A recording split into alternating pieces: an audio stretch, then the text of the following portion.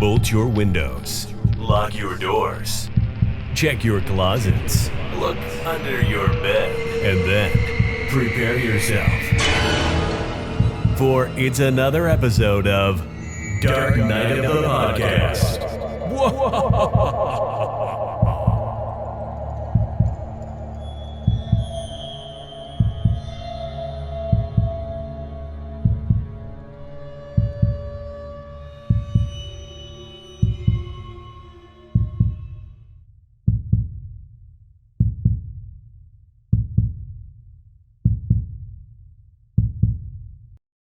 Well, Dark Knight of the Podcast listeners, I did stay true to my word.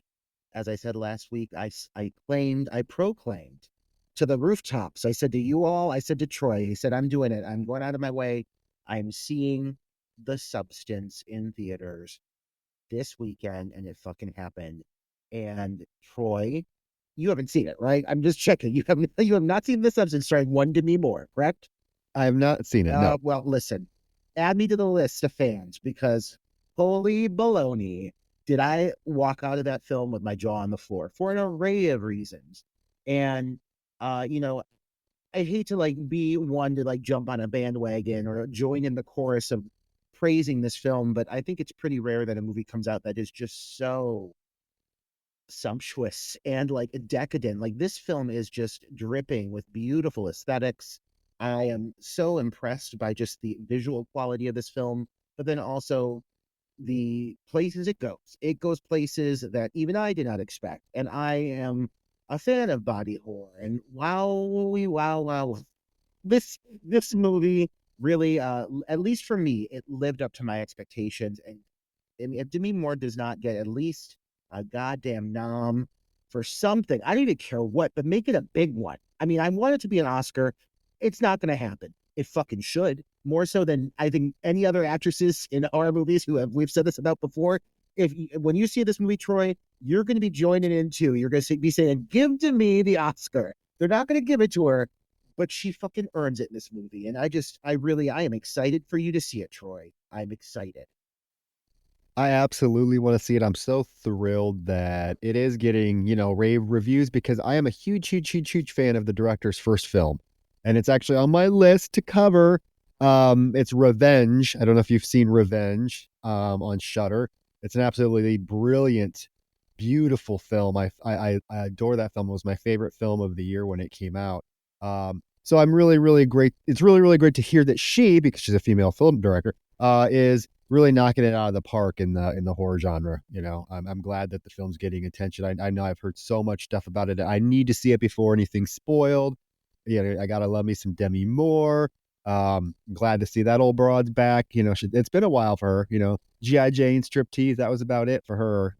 And then she kind of disappeared with Ashton Kutcher for a while. Oh, she's been through the ringer. God, poor Demi Moore. But she's back better than ever, and she's put it all out on the table. And I mean, the things she does in this movie, hats off, Demi Moore, 61-year-old Demi Moore. You're fucking rocking it out and looking good doing it. And I was proud of her. I was strangely proud, as though I know Demi Moore, which I do not. But boy, I wish I did. But you know what? I will say, the thing about this film, watching it is it does feel so fresh. Across the board, it's tackling an age-old topic of women aging in media and our expectations of women as they're getting older and that self-loathing that comes with it, but also in the visual style, it's a very modern looking film. And it doesn't really look like it's set in any specific time or era the way that she films it. I mean, it's just absolutely stunning, but it has a very modern look to it. And one thing I appreciate, I think, is we're we're in 2024, and I do think that watching horror cinema evolve with technology and evolve with the times, we have seen some truly beautiful horror films come out, in the last few years, in the last 10 years. I really think that there's been an array of just visually stunning horror movies that surpassed my expectations, movies that I didn't think were going to look as good as they did, and they blew me out of the water when it came to the visual quality of the film. And it's amazing what that can do to elevate a story. When a film is shot very well, it can take a film that maybe would be otherwise a run-of-the-mill movie, a run-of-the-mill horror movie, and it makes it something so much more. And the visual qualities help do that with the substance this weekend. And I feel that the visual aspects of the film we're going to review today are one of the biggest selling points of this movie we're going to talk about. What do you think?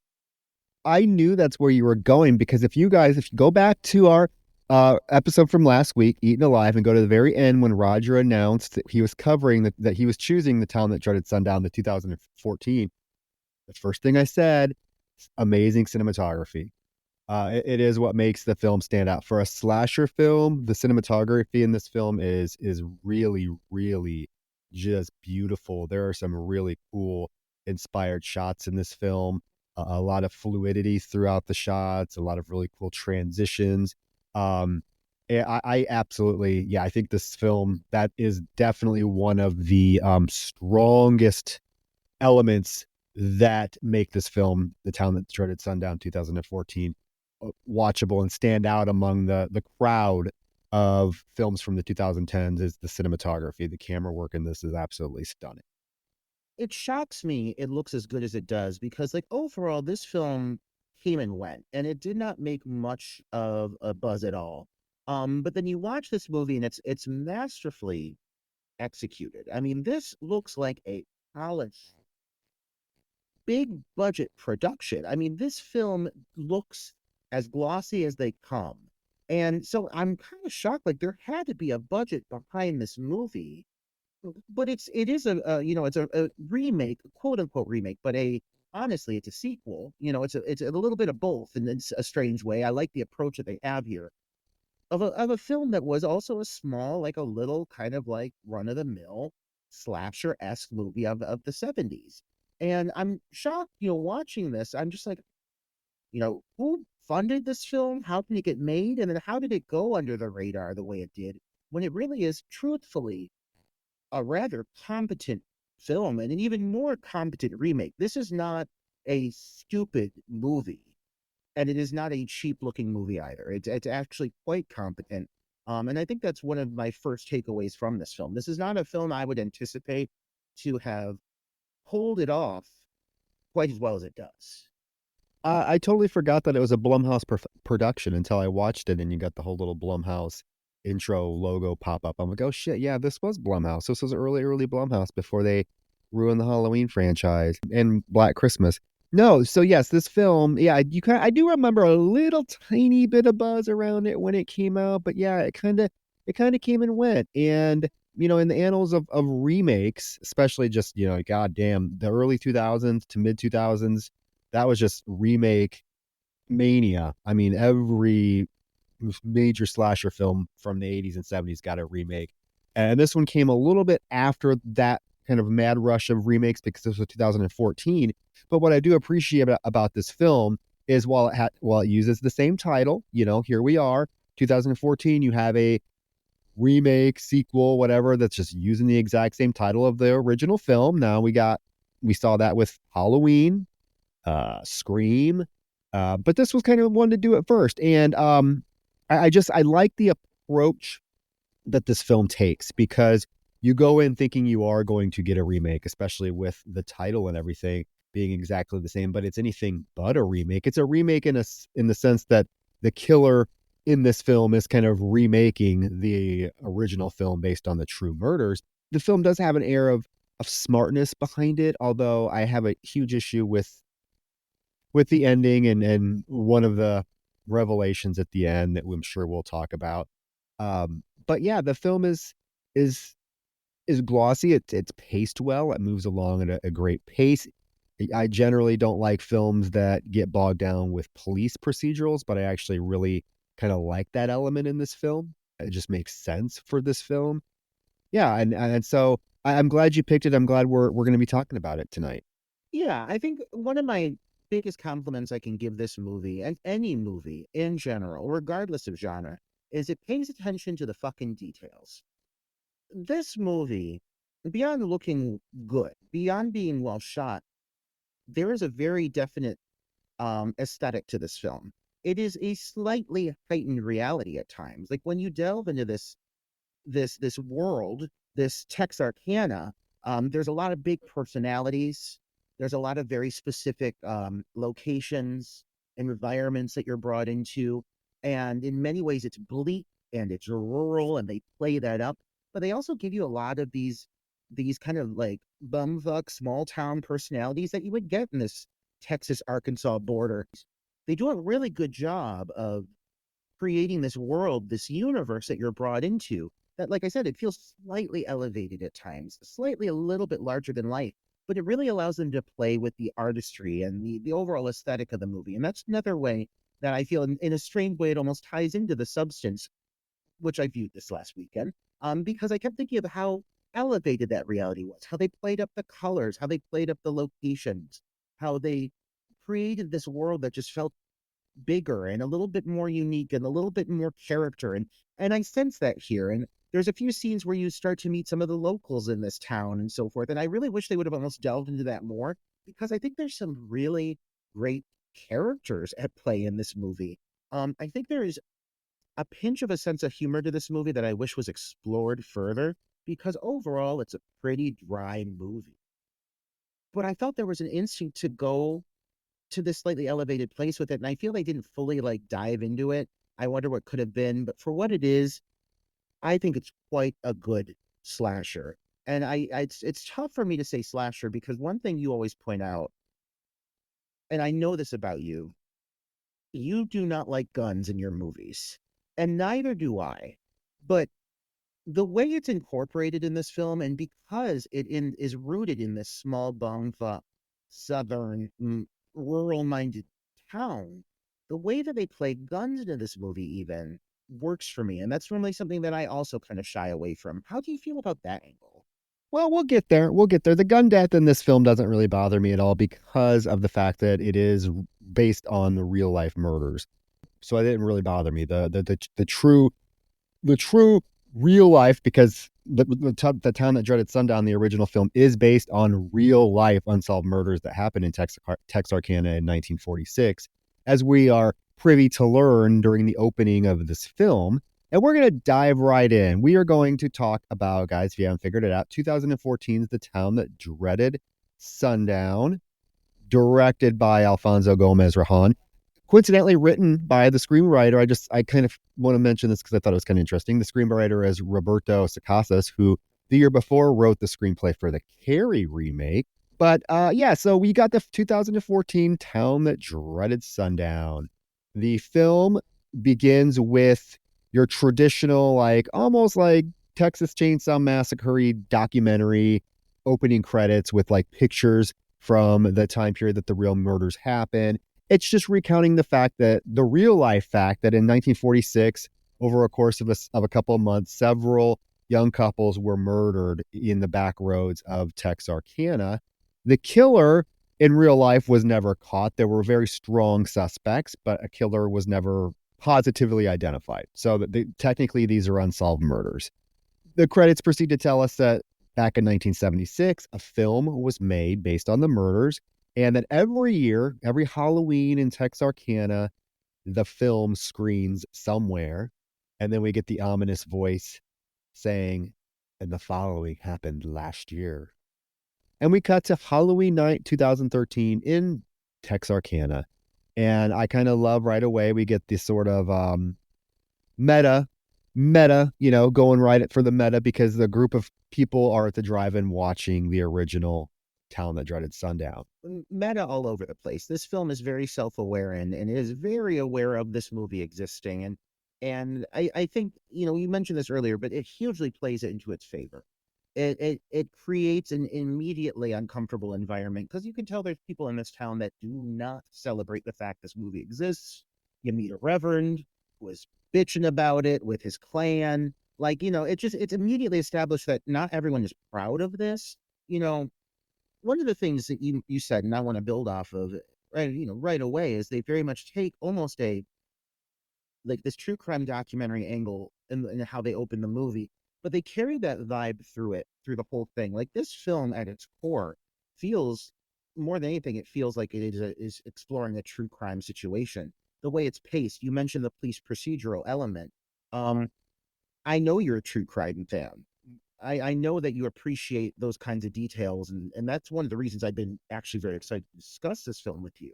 And again, I would normally shy away from that myself, like the true crime aspect in a horror movie. If you put too much police procedural into it, I think it can, kind of almost rip you out of it, take you out of the fear factor. But I do think because, knowing that this is inspired by a real life situation, something that actually happened, I do think it adds to the overall environment and the pacing of the film. It makes sense with this movie. I don't think it bogs it down. And I do feel that also another thing that works for this film is truthfully the female lead who we're introduced to right away. I think she's rather endearing and rather likable. She's extremely well played. It's the character of Jamie, and she's played by one Addison Timlin, who is delicate and has a sensible bang. She kind of looks like a brunette Marley Shelton, or a Jamie King in a way.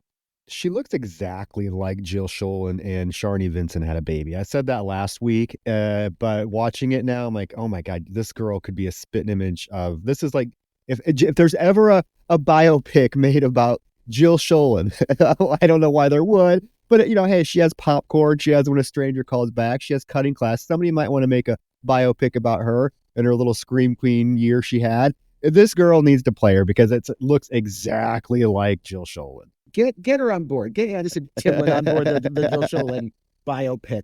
But no, I mean, in the sense of, I think like Final Girls who have a lot to do. I wouldn't say like, I mean, she's a huge impact on the story, but I wouldn't say like she has the most exciting sequences in the film. But I think that the actress gives a very nuanced and honestly relatable, realistic performance in this role.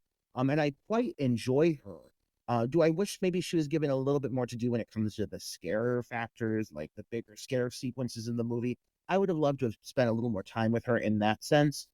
But I am a fan of the character of Jamie. What do you think about her? She's decent. I mean, she's engaging enough to keep my interest throughout the film. You never really get the sense that she is like in danger at any point because of the fact that the killer is using her as like a tool between like him and what he's doing and her and the police because he knows that she has a strong connection to these police officers. And I love that she's kind of just goes out on her own and she tries to get to the bottom of what's happening because I mean this opening scene, we got to get to what happens because right away she's traumatized.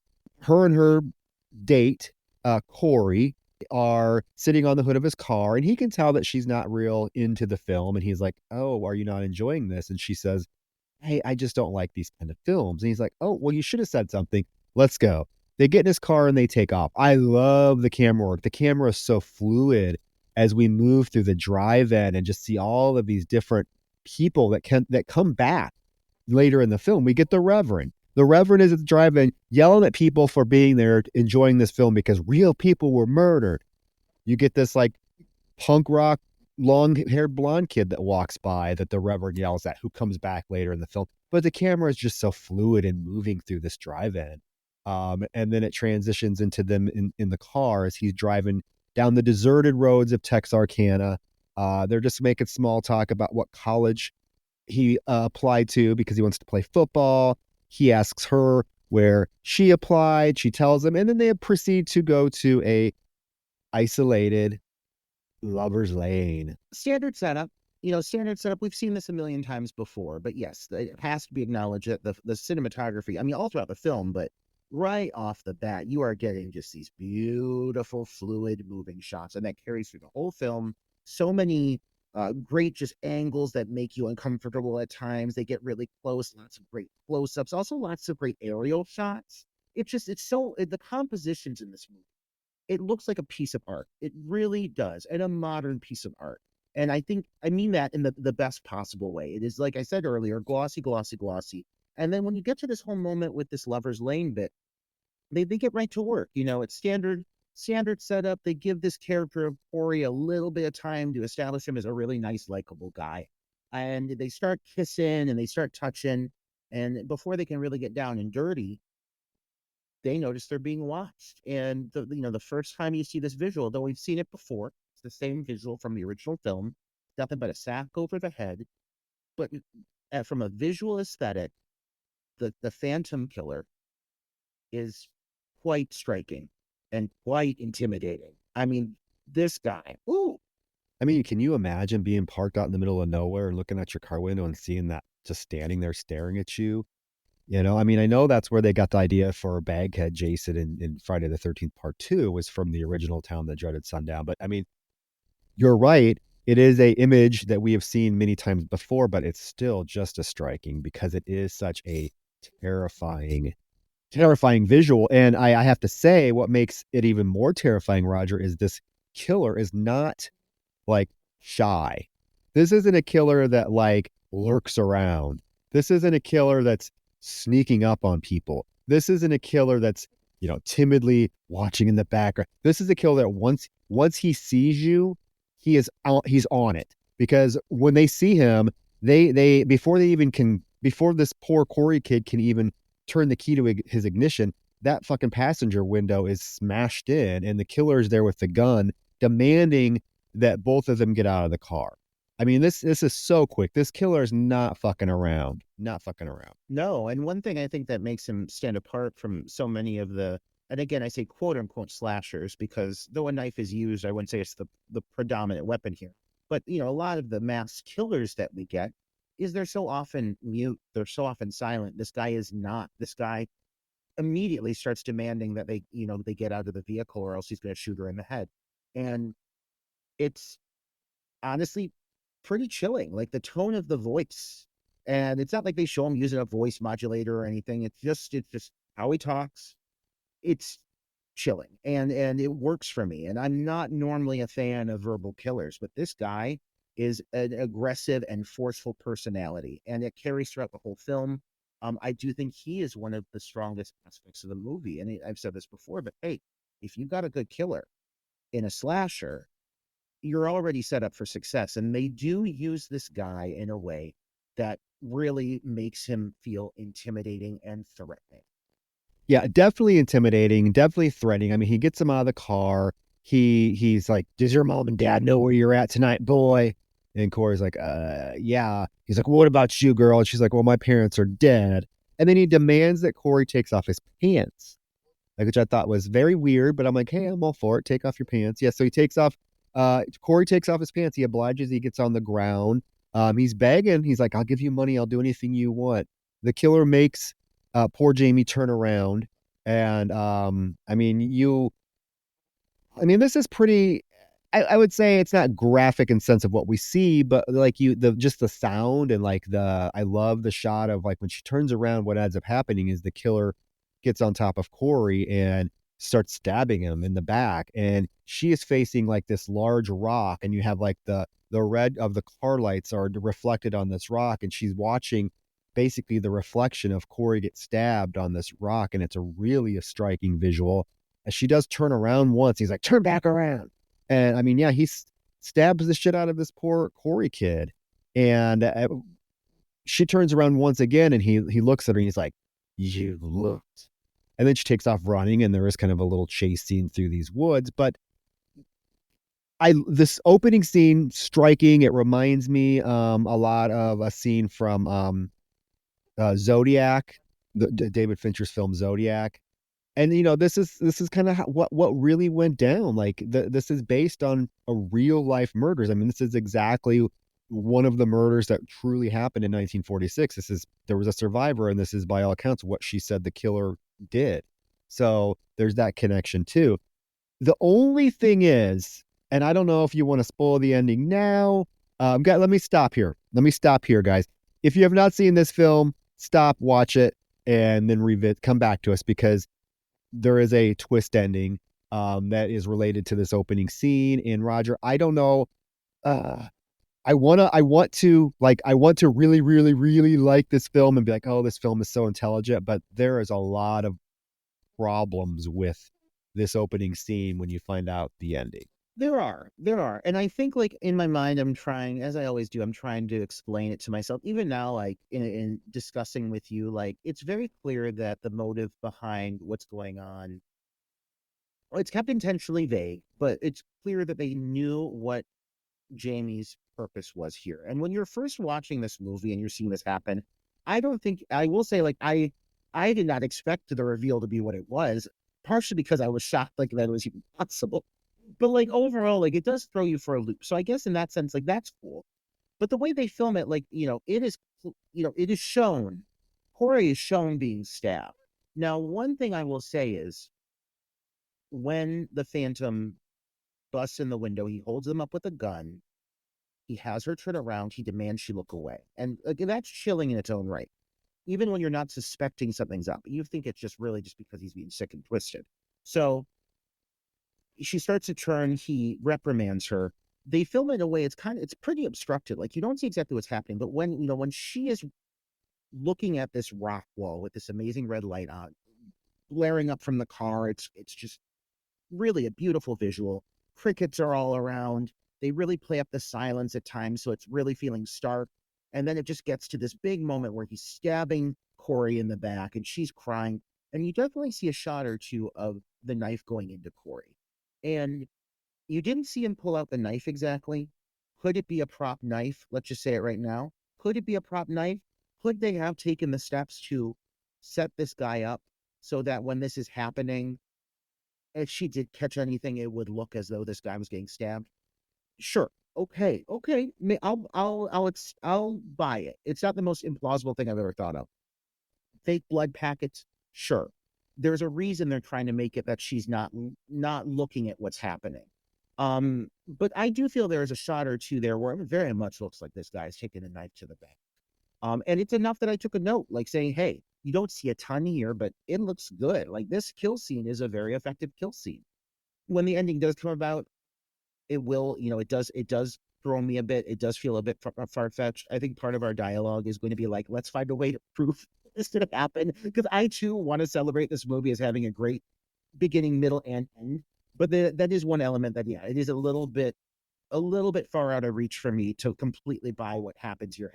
But as a standalone scene, all this through her getting chased away into the woods and everything, phenomenal. Looks great, terrifying, really well executed. I love when she's running through the woods. The film keeps intercutting with the screen of the drive-in and what's going on there because it's almost mirroring, what just happened in real life, quote unquote.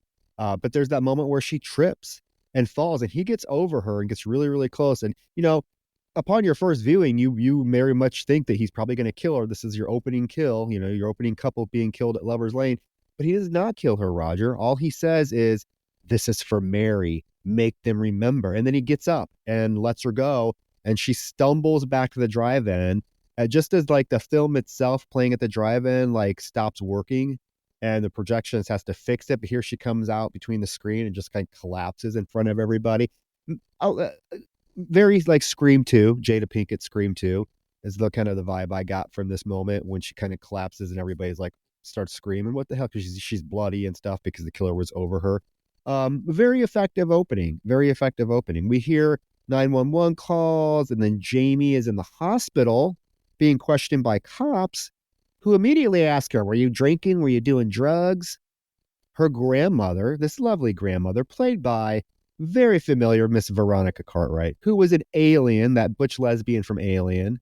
I mean, now looking all grandmotherly. She was also in Invasion of the Body Snatchers. I mean, this dame's been Yep. all over the place, and she's looking very grandmotherly. And I think she's a delight in this movie. She's got a very specific voice, Veronica Cartwright. Like when you hear her, you know it's Veronica Cartwright. But I mean, I would say that she is quite natural in this role, and she's very defensive and protective of Jamie. And I do like the relationship they have because it is explained, as mentioned earlier, killer, but Jamie is technically an orphan, and that's explored a little bit here.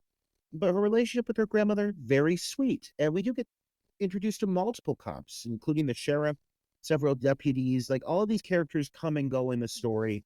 But there are a certain level of importance, though I will say none of these officers, aside maybe Norman a little bit, none of them are all too prominent over the course of the film. And I think if we're going to swing back to the ending a little bit, one of my notes here is, of all the characters that are focused on, none of these cops, I think, get as much attention as they need if that ending moment is going to pay off for the other character who's revealed to be the killer. You get where I'm going with that?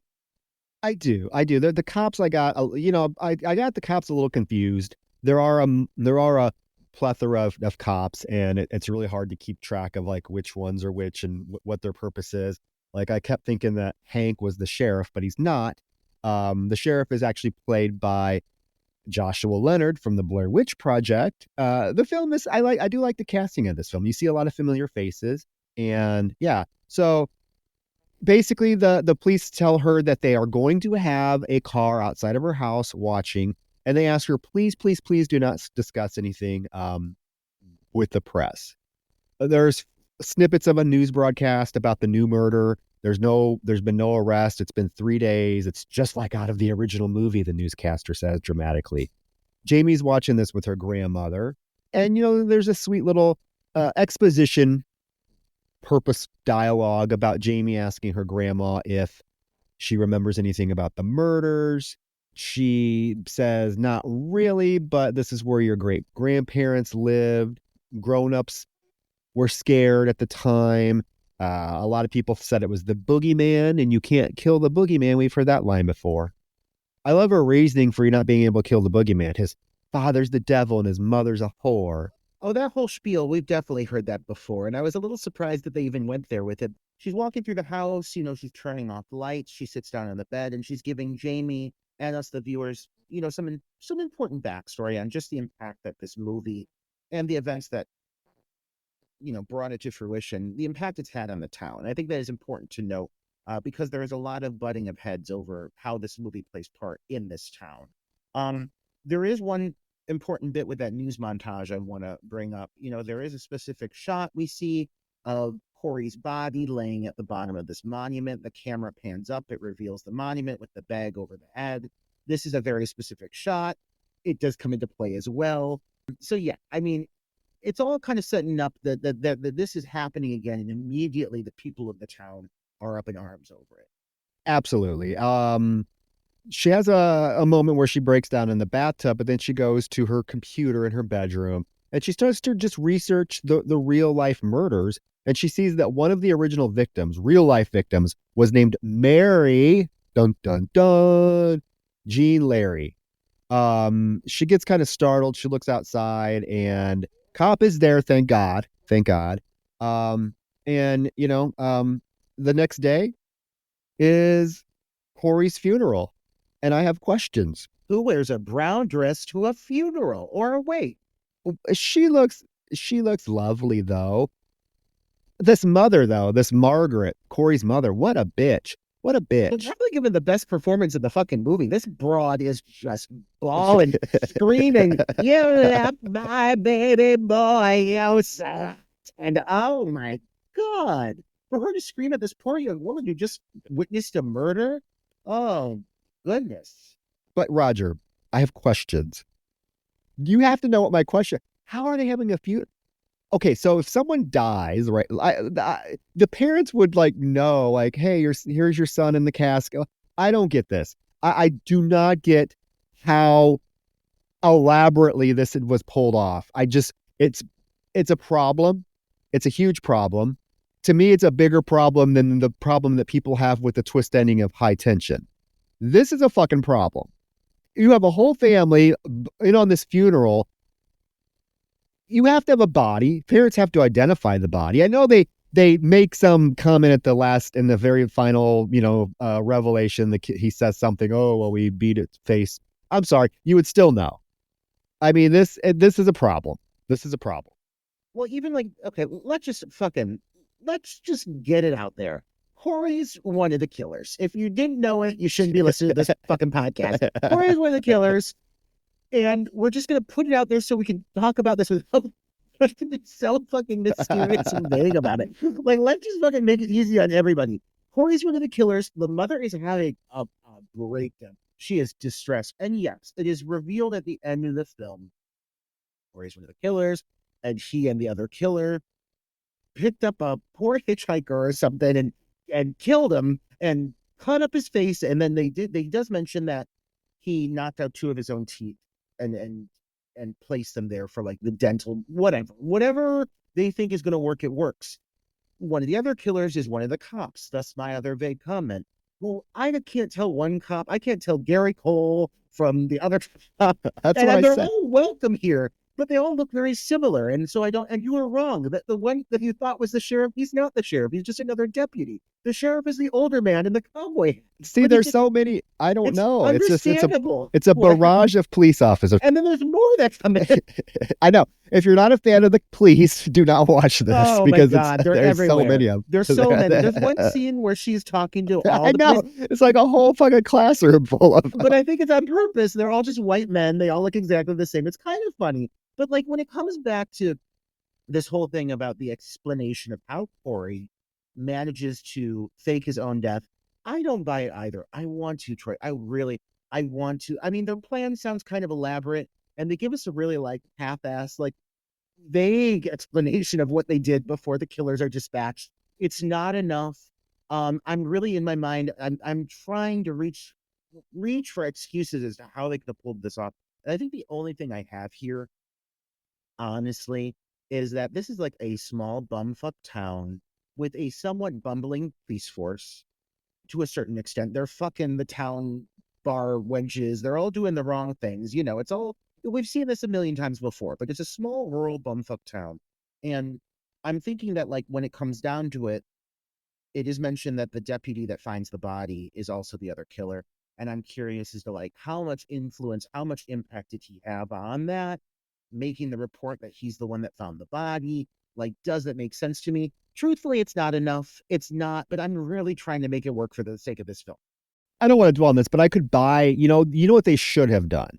They should have eliminated the funeral scene, and eliminated the shot of his body tied to the statue.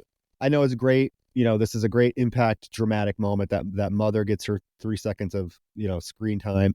But I just cannot buy that this family would not know that their kid is not the one that's being buried. I just don't buy it. So if they would have eliminated that, and they could have even like been like, oh, when we went back to get the body, where she said it was stabbed, the body wasn't there, but there was just, there was blood and teeth. Okay, I can buy that. But when you're having a whole fucking funeral for the wrong fucking person, that's a problem. Yeah.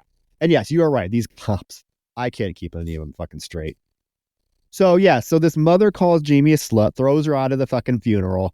So she has to go to her psychiatrist. I would too. Good Lord. This psychiatrist wants to put Jamie on meds, but Jamie declined. She's like, nope, I've done that. After my parents died, I was on meds for 7 years. I'm not doing it again. She just basically, it's a little moment for her to reveal that she's been having dreams about Corey, and that she feels really, really, really guilty that she made them leave the movie, because she thinks if they would have stayed at the movie, obviously none of this would have happened. So she's just feeling a lot of guilt. Jamie doesn't have a ton to do in the sense of, like I mentioned earlier, like big chase scenes or big moments where she's defending herself, because yes, it doesn't feel like she's necessarily the one in danger for a period of time. But she's given several different moments throughout the film that are rather lovely and like tender. And she's several moments where she's crying and emotional. And I want to emphasize again, like these are some of her moments I think that are some of her strongest acting. I think the actress does really well here. I think, when she's giving the backstory on losing her parents, when she's talking about how Corey's death affects her and makes her feel guilty. Like, I think this is important for this character's development, especially as you're building up to what the reveal is, the finale at the end of the movie. And I think she delivers these moments quite well. And they don't beat you over the head with the fact that, like, she's experienced trauma, that she's experienced loss. You do see a little flashback moment later in the film exploring how she lost her parents, but you're not like suffocated with it. Overall, she's treated just like someone who's just coping just like anybody else, and has a pretty good head on her shoulders altogether. It's not like she's really bogged down with her trauma, like when Jamie Lee Curtis in the Halloween 2018 remake. Don't get me started. And I was gonna say, Jamie does have issues. She does kind of mope her way through the movie, but there is still something, I think, engaging about her. We have seen films that have had final girls that are just have the same like past trauma and are almost unbearable to watch. I mean, we could start naming them off. That fucking broad from Sorority House Massacre. I mean, yeah, I know. At least Jamie has some. She's engaging. She's likable. She's sweet. I do like that they give her moments to be sweet. They give her a couple love interests that I really, really like. But Roger, we have to cut to the scene that is, this was an ace scene. After the psychiatrist, we cut to this blonde girl rush into the airport to pick up her military stud boyfriend. It's now November 26th, 2013, so it's almost a month since the first murder. You immediately, after they hug in the airport, immediately the film hard cuts to them fucking hard in this motel room. I mean, they are hard to the point where she's like, oh my God, I need a break. I mean, this guy's fucking hot. I'm going to say it right now. This guy is hot. We're only with him for a split second. But the time we get with Danny, he's looking fucking good. He's looking good in the clothes. He's looking good out of the clothes. You know what else is looking good?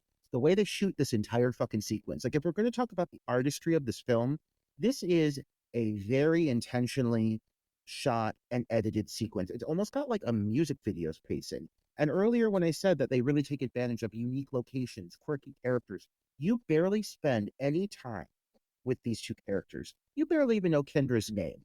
But I feel like I know more about these two characters in this brief interaction we get with them than I have known about leading ladies in other films that we have watched where I could care less. There's just something so colorful and charismatic and bubbly and energetic about how they handled this whole sequence. She picks him up at the airport. They have this big dramatic kiss. They're obviously madly in love. They're fucking like bunny rabbits. And you know, pretty soon he gets up and he leaves the room to go get a drink. And things are moving fast here. But I really feel like this is a great example of how you have like a brief cutaway side story with disposable characters who you still manage to like kind of care about in a strange way. Do you get what I'm saying with this? I do. You can tell they're madly in love. They're full of passion for each other. She sends him outside to get cookies from the vending machine. And while he's out there, she pulls out a wedding ring or an engagement ring and two plastic bottles and some champagne, which I thought was a really cool little moment that subverts our expectations because we don't usually think of the woman being the one to propose, but she's going to propose to this guy. And he's not back, and she catches a glimpse of something outside, and she kind of goes towards the window of this motel to look out to see what it is. And all of a sudden, Roger, the killer is there, and he smashes Danny's decapitated head against the fucking glass and then breaks the window with the head, like literally. And he, like we talked about, this killer is not shot. He breaks the window. He is immediately in that hotel room. And she has to lock herself in the bathroom. This scene reminded me of a couple of different scenes kind of meshed together from My Bloody Valentine, the remake of My Bloody Valentine. The whole motel death in that kind of blended with the supermarket chase where Jamie King is locked in the manager's office and the killer is outside the door and she's trying to get out the window. Kind of, you can tell, I think this film took a lot of inspiration from films before it, but actually does its own thing. I mean, the way this is filmed, like you mentioned, is stunning. I mean, she has to bust the second story bathroom window and jump out onto the pavement, and we get that painful shot of her leg breaking and the bone breaking out of her just breaking out of her flesh, and her trying to run across the parking lot with this broken leg, screaming her fucking head off. This must be the most isolated, like non-used hotel in horror movie history because there's literally nobody else there. Nobody hears her scream. There's no other cars in the parking lot. I don't know why she just didn't run to like the manager's office or, somewhere, but she ends up getting in her car. Of course, the car won't start. Why didn't she lock the door? Who knows? Because he's able to come and just open the door and start stabbing the shit out of her. It's visceral. I don't have a complaint with how it's filmed, how it's visceral, but it just doesn't make a whole lick of sense. But I really like this scene. It could have used a little bit more like gore, a little bit more longer of a chase. It kind of, the whole him getting in the car so easily and then just stabbing her kind of fizzled out a little bit with the buildup of the scene. Again, when I compare it to like the motel scene from My Bloody Valentine, the remake, this doesn't hold a candle to it, but I still think it's pretty well done. I think like the thing to acknowledge with the kills in this movie is in a lot of ways they feel secondary to the story. Like this is a story driven horror film. And the kills, while they're very well executed, they are quick. they're all very fast. Like there is not a lot of just like dwelling on the moment, slowly simmering, building suspense, which I love. I'm a big fan of suspense. You don't get a ton of those moments here. The killer moves fast, but I think what makes it work and kind of like, you know, going off what you're saying with it doesn't make a lot of sense of what she does or why she does it. This is not a situation where she's stopping and she's hiding and she's waiting and then she's sneaking into the office. And no, she's on the ground with a broken leg, limited to where she can go before the killer reaches her because of her broken leg. She gets into the car. He gets in through the back seat. So, she's in the front seat. She locks that door, but this is a manual. I'm pretty sure it's an older vehicle. So all he does is reach through the back seat and climb over and start stabbing her. And you get that great shot of the camera going around, blood hitting the windows. It's quick. I would have also loved a bigger, more elaborate chase scene. But the thing I think that we do need to acknowledge with this killer is he's pretty primal. It doesn't take him a lot to get on top of somebody and start slaughtering the fuck out of them. And that, in a way, does make him almost, as scary as a long drawn out chase sequence. I prefer visually to watch a big drawn out chase sequence, but I think how raw and brutal and fast this scene is, it makes it hit almost harder. And it almost like when you're done, it's almost like kind of took your breath away. You're like, holy shit. Like, less than a minute and that broad is dead. And she's brutally killed. So like, yeah, and then plus that angle shot, holy fuck. Like, yeah, you don't see the knife go in her Oh yeah. when she's getting killed, but you do get that gnarly ass ankle scene. And I even had a complaint in my notes here because I forgot this played out this way. But I was bummed that you didn't see Danny get killed. She hears a noise and she stops. She hears a thud, very quiet.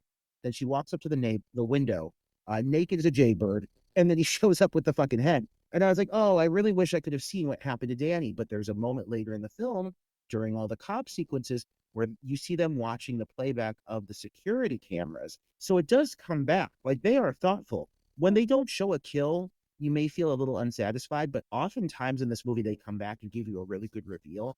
So it kind of pays off for me. You know what I mean? Oh, I can see that. I can see that. So yeah, I mean, this poor woman is Kendra is her name. She's brutally stabbed in the front seat of her car. We then cut to Jamie getting a call from Corey's phone, which is odd. And she answers it, and the voice says to her, I'm going to do it again and again until you make them remember. So again, the killer is using her kind of as a pawn between him and the police. He's like making her, attempting to get her to do his like communication for him. So she does meet with the Officer Foster, Deputy Foster in the kitchen and tells him she really thinks she should go to the news because the killer called and told her that she needs to. And he's like, well, why would he call you? Why? Because he likes you? It's kind of a funny little comment because, yeah, why would a killer be specifically calling her? Why is she the one that is receiving these calls? Why is he fixated with her? But the deputy promises her that they are going to investigate. And he makes this kind of ominous little comment about, you know what, I'm not from this town, but one thing I can tell you that everyone in this town has some sort of blood on their hands. He definitely is given a red herring vibe here. But overall, like moving forward from this moment, he's kind of just restricted to just sitting outside of her house in the cop car. Like he doesn't do a ton. This deputy, and this is a character who definitely is of importance. He comes back into play. But I was thinking like maybe it was almost intentional that they gave him this little red herring moment, but then they pushed him a bit to the sidelines. Because pretty soon here we have another character, Lone Wolf, coming into play, and he kind of consumes a chunk of the movie. You think he's going to be a really big element, but he ends up kind of drifting off at the end of the movie, which I have an issue with as well. But yeah, this is another point where the cops are kind of blurring together. But it is good that they have this one specific moment with him and her. Like this is necessary because overall you do not get a lot with this guy, and I do think it needed a little bit more for that final moment with him to fail. Because let's be real, this is the other killer. This guy's the other killer. Let's just get it out there. And okay, that's fine. But I really wish like they would have shared a couple more moments together to make it feel a little bit more impactful. You feel me on that? Absolutely. Yeah. I do love this town meeting we get. We get this. Oh, Yeah, we get all kinds of these. We got all kinds of personalities at this town meeting. We got the two different mayors from the Texas side, the Arkansas side. You got the Reverend giving a prayer. You got people screaming and hollering. You got that heavy set brother with the Bible. That's my woman right there. I love her. Oh yeah, talking about you. If you're trying to invite him into your home and you're holding candles out for him, how can you be surprised when he shows up again? You got that toothless old man that won't say the word goddamn. Instead of saying goddamn, he says that GD, because he doesn't want to swear. I mean, you got a whole colorful group of fucking people here. There's another thing I alluded to earlier. These are the kinds of characters I like. All of this feels just, like I said, slightly elevated. Big, boisterous, Southern personalities, and like it's really a fun scene. And there's a lot of characters in this movie. It's not a gripe. I don't think it's what they were going for, but there's so many people in this scene alone who I was hoping would end up as victims. Like so many, the mayor, killer, just killer. The Reverend, I mean, come on. Right for the pickings, that one. All these side characters, that broad with the Bible. I really wanted her to come back. I was praying she would be the last one standing. Give me that final girl. But no, a lot of these characters are introduced. They're given these cool little moments, and because they're handled really well, I think you almost expect that they would come back. I am curious. So you got this toothless guy yelling, the one that says GD. Is he the one at the gas station at the end, or is that just another man? Is that another random man? I can't tell. I'm just gonna say it's a random. I don't know. Oh, I would love if that would be this man, because then at least one of these fuckers gets killed. It could be him. I mean, they do a good job of like having characters show up and then come back. So I wouldn't be surprised if it was him. I guess I wasn't paying that close of attention because that gas station scene that we're gonna get to is pretty much an assault on the senses. I mean, whew. Yeah. So this town meeting. After the town meeting, Jamie goes to the like the county library or county records. And she interrupts this adorable twink, Nick. He's the records guy. He's the one that is man in the office, and immediately you can tell that he's smitten with her. And these two are adorable together. I really like this character of Nick a lot. I like Nick a lot as well, and you can tell that when they were writing this script, they did their homework and they know the people that are going to be watching these movies. And I think there's a lot of little moments with Nick that very much give you the vibe of like, oh, he could also turn up to be the killer. Like he's obviously knowledgeable about what they're talking about with the backstory of the town. He works in the goddamn records library. He knows a lot of shit.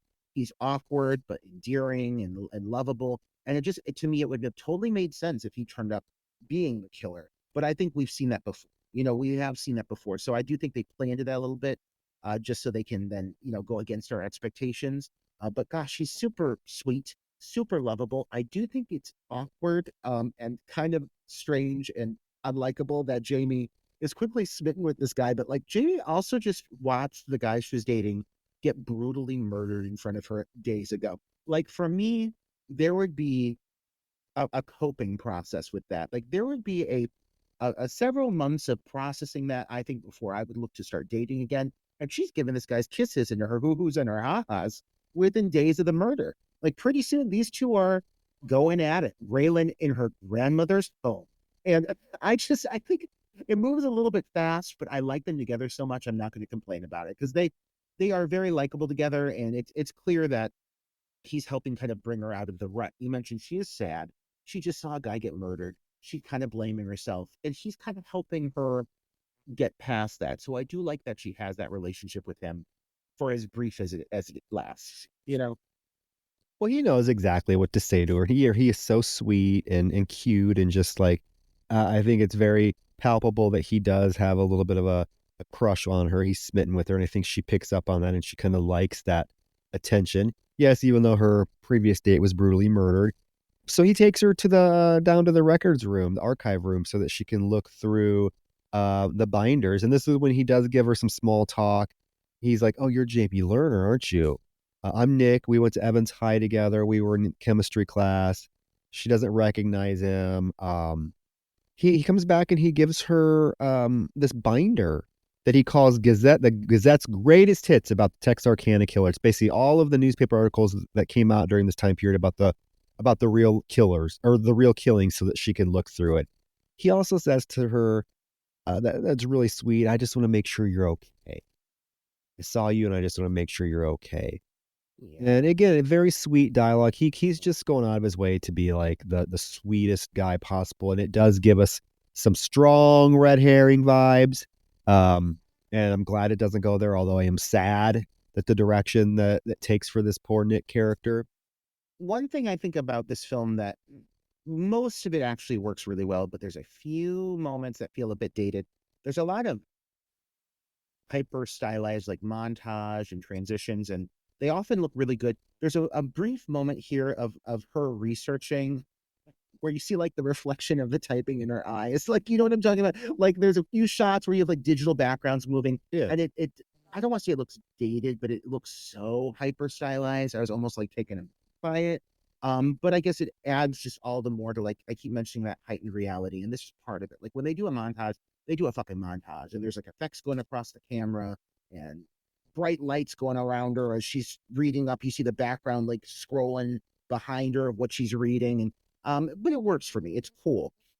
Meanwhile, at this point, we do have the introduction. I mentioned him earlier of Ranger Lone Wolf Morales, who is played by Anthony Anderson, and who is inspired slightly by a character in the original film, I believe. I believe there's a lone wolf in that film as well. So this is it's interesting to me that they are in the same realm, in the same world as the original movie and the original murders, but you've got a character who's very much, I think, replicating a purpose of a character that had the same nickname in the original film. That's kind of weird to me, but I also dig it. Like, I think it's intentional, you know? Two things. Anthony Anderson totally redeemed himself in this from his horrific cameo in Scream 4. Can we just say that? This redeemed him in my eyes. I thought he was ridiculous in Scream 4, that he shouldn't even have been. Him and Adam Brody should have not even been in that film. We talked about that in our review of Scream 4. Go back and listen. He totally redeemed himself. He immerses himself in this character, and to the fact that I didn't even really realize it was him until the credits came up. I'm like, oh shit, oh yeah. He really kind of disappears into this role, and he's really good with it. Two, there's a little bit of something that doesn't make sense, because when we're introduced to him, he basically comes into the police station and says, "Hey, Texas Rangers are now taking over the case." He gives this spiel about this killer who up to this point has not made any mistakes, and he's going to need an open line of communication between Texas and Arkansas. They need to catch this guy before the town folks kill each other. It reveals that he wants to be called Lone Wolf. This is when one of the other officers interjects and says, wait. He did make a mistake because he was on videotape. He was videotaped. So Lone Wolf says, okay, I need to see that footage, and I need to see the movie because I've never seen it. A little bit of a problem with that, because like his dialogue, his whole monologue that he gives is exactly word for word the same dialogue, the same monologue that the Lone Wolf character in the movie gives, like word for word. We even see some of it, because when he's watching the movie, we hear that Lone Wolf character say the line, "And the killer so far has made no mistakes." So if you've never seen the movie, how is your monologue word for word exactly the same monologue that Lone Wolf gave in the original film? I get what they were doing. I totally do. It's like a little wink. Oh yeah, look at this. But I caught that. I'm just going to say I caught that. And I'm going to correct myself on that. In the original film, the character his last name is Morales. He is based off of Captain Lone Wolf Gonzalez, who is the original lead investigator. Okay. From the original incident. So it's taking the nickname of of what actually happened in reality, and then it's taking the last name of the character, the fictional character created for the original 1970s film. But still, the point still stands. Yeah. For him to not have seen the movie and to have the nickname Lone Wolf, and like, I mean, I guess there's a lot of things going on, but you know what? I don't care, because to me it just makes it seem like that the filmmakers just knew what the fuck they were working with, and Easter eggs, Easter eggs, Easter eggs. I think they knew exactly what they're doing, and I think they almost purposely made it like I've never seen the movie. Like it's like a wink at the audience. Yeah, You know? no, I'm not. I think it was no. I'm very positive it was intentional. I'm not saying it was like a flub, but like it just stood out to me that we hear him say, I haven't seen the movie," and then but your monologue is exactly the same. I get it. I mean, I get, because in a sense, this film is a lot of things, and in a sense, it kind of is a remake of the original film, so they can kind of get away with doing some of that stuff. But I like this character a lot. I really do. I really do like this Lone Wolf character, and I agree with you what you said earlier. I wish he would have been able to play a bigger part in the ending of the film. Like he kind of is very prominent, a very demanding figure when he's on screen, and then he just kind of disappears. Yeah, I think it's a missed opportunity, even to involve him, in the finale in some way, have brought him into it. I'm not saying I needed the character to die or anything like that, but when you're bringing a character like this into the fold, it seems like he's going to serve a big purpose to how the film progresses. And while he does assist in the case, I wouldn't say he has the biggest impact on Jamie's story by any means, or what the overall plot is. Yeah. But again, a character that I really enjoy. We go back to Jamie, who's wandering around town, and she gets home and she realizes that she got a letter saying that she was accepted to one of the colleges she applied for, California State University. But she kind of puts it away, hides it away in a drawer, and gets her laptop out. And dun dun dun, she has an email from the Texas Phantom. And you know me, I love when horror characters get emails from the killer. I did that in Mrs. Claus. Mrs. Claus sends the lead, the final girl an email in that film. I love it. It's kind of a creepy little thing. Anybody can create an email account and send it, although it comes back to bite the senders in the ass. But basically, and that doesn't make a lot of sense either. I can't wait till we get there. He says to her in this email, "They didn't catch me 66 years ago, and they won't now. I will kill whenever I please." So she takes this letter to the police. This is when she is literally in front of like 50 elderly white police officers. It's almost got like a comedic aspect to it. Here's that little sense of humor coming up again, because you get the shot of her, and then it does like the reversal on them, and they're all just like crowded together in the exact same uniform, just sitting down there taking notes as she like gives her basic presentation to them. And I really do like this little scene, and it is one of the moments that makes her seem all the more capable and competent. The fact that she's sitting there, this average everyday girl, and the sheriff and the officers are actually kind of giving her a little bit of the benefit of the doubt, being like, she's doing some of the homework. Like, at least we're gonna listen to her on this. Lone Wolf as well. He says, he's like, I want to hear what you got. And I think this is a good scene for her character to kind of take the bulls by the horn a little bit. Well, that Deputy Hank, he is kind of being dismissive of her. He's like, "Oh, it's obviously a fake." Lone Wolf has her back. He's like, "No, I need to hear this." So she investigated enough, and she found out that there was a prime suspect that many people in the community thought was responsible for the murders, named Benjamin Seawall, because he stole a car, and when he went to jail, the killing stopped. And he died the last year, she says, and she called the hospital where he was at and talked to a nurse and was told that a young man used to come and visit him daily.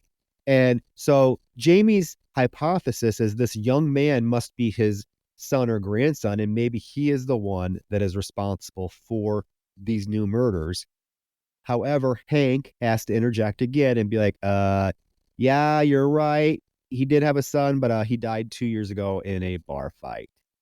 And then all the other officers look at her, and the one's like, "It's okay, Jamie. Don't worry. We went down that rabbit hole as well." This whole rabbit hole is really doesn't go anywhere. Like this specific James Sewell discovery that she has, it doesn't have a lot of ties to what the final reveal is. But what it does bring up is the idea of like, whoever is doing this, is it a relative of somebody who was affected by the original? Is it somebody who is tied to the original murders in the sense of an angry relative, kid, a wife? All these ideas are kind of tossed around. So it does kind of open up that dialogue, involving her with the cops. But overall, like, I don't want to say like there's so many names thrown around, and we're meeting so many police officers, and there's so much going on at the police procedural that it almost becomes a little bit convoluted as you're trying to find the backstory of what happened. Like you're interviewing other people's relatives coming up soon. And I'm just trying to lose track of whose relationship is what with whom. So it is kind of hard to follow. I'll say that. I mean, I think in some ways it makes the story feel a little more intelligent because there's so much that you have to pay attention to. And it does make sense. Like it does. It's just there's a lot going on. You're learning a lot of things at a pretty fast rate.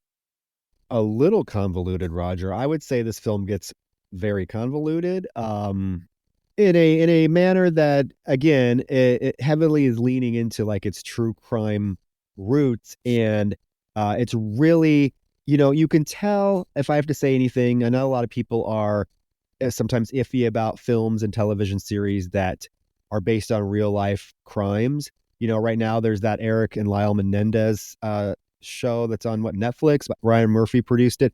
I haven't watched it yet. I'm going to because I fucking love Chloe Sevigny, and I will watch anything she's in. But like I know people are kind of upset about that and they were upset about Dahmer and whatnot because they think it's exploiting the victims or everything's not being portrayed accurately.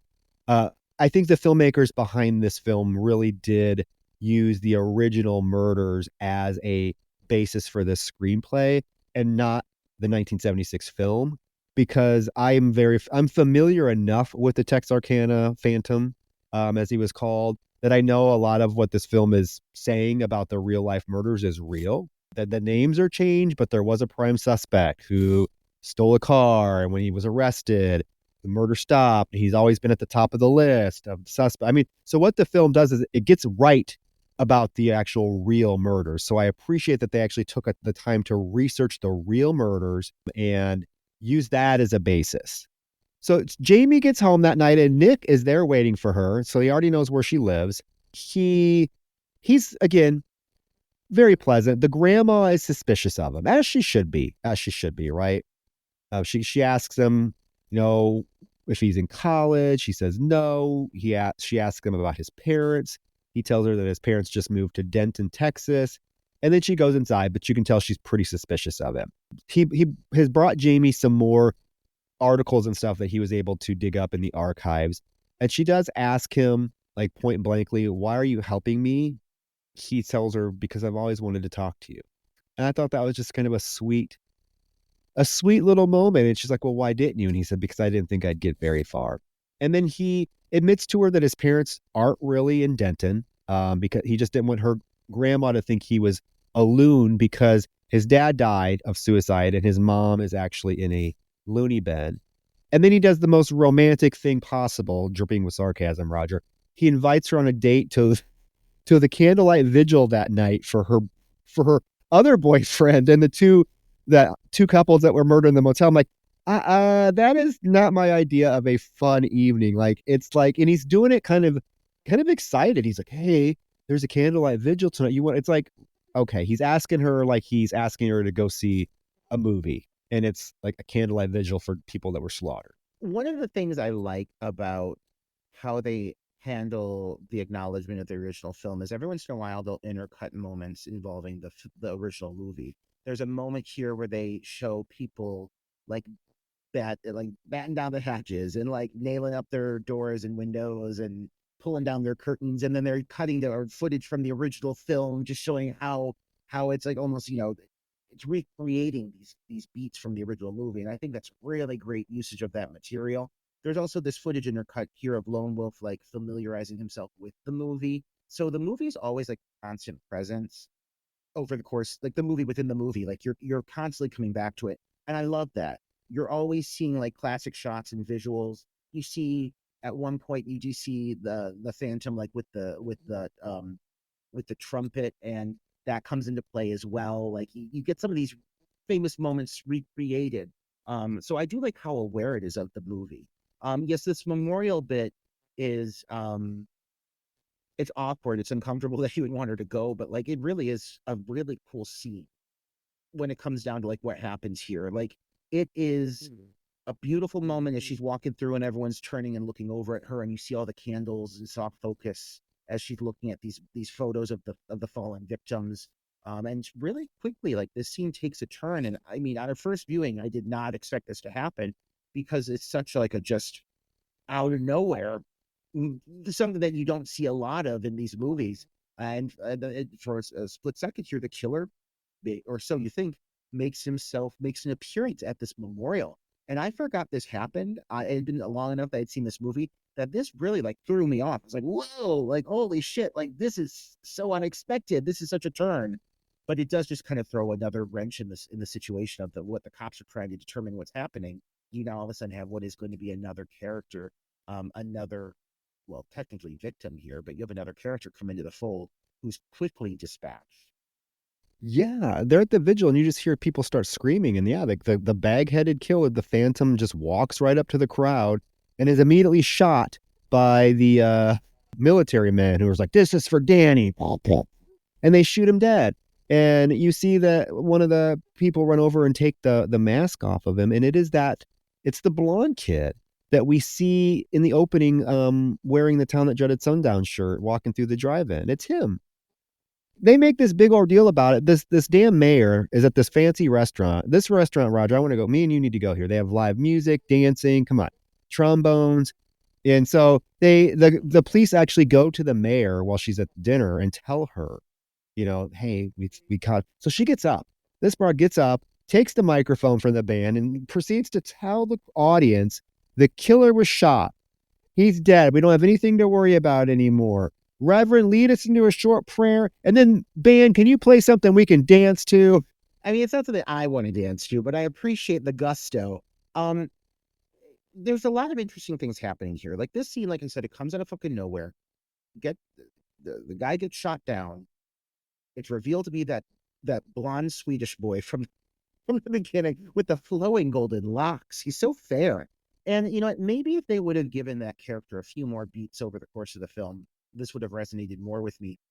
But the thing that I think is really missed here is so often when these true crime scenarios happen, they it's a quick instinct to blame horror movies. It's an instinct to put the blame on the media, the video games, what these kids are watching, what they're exposing themselves to.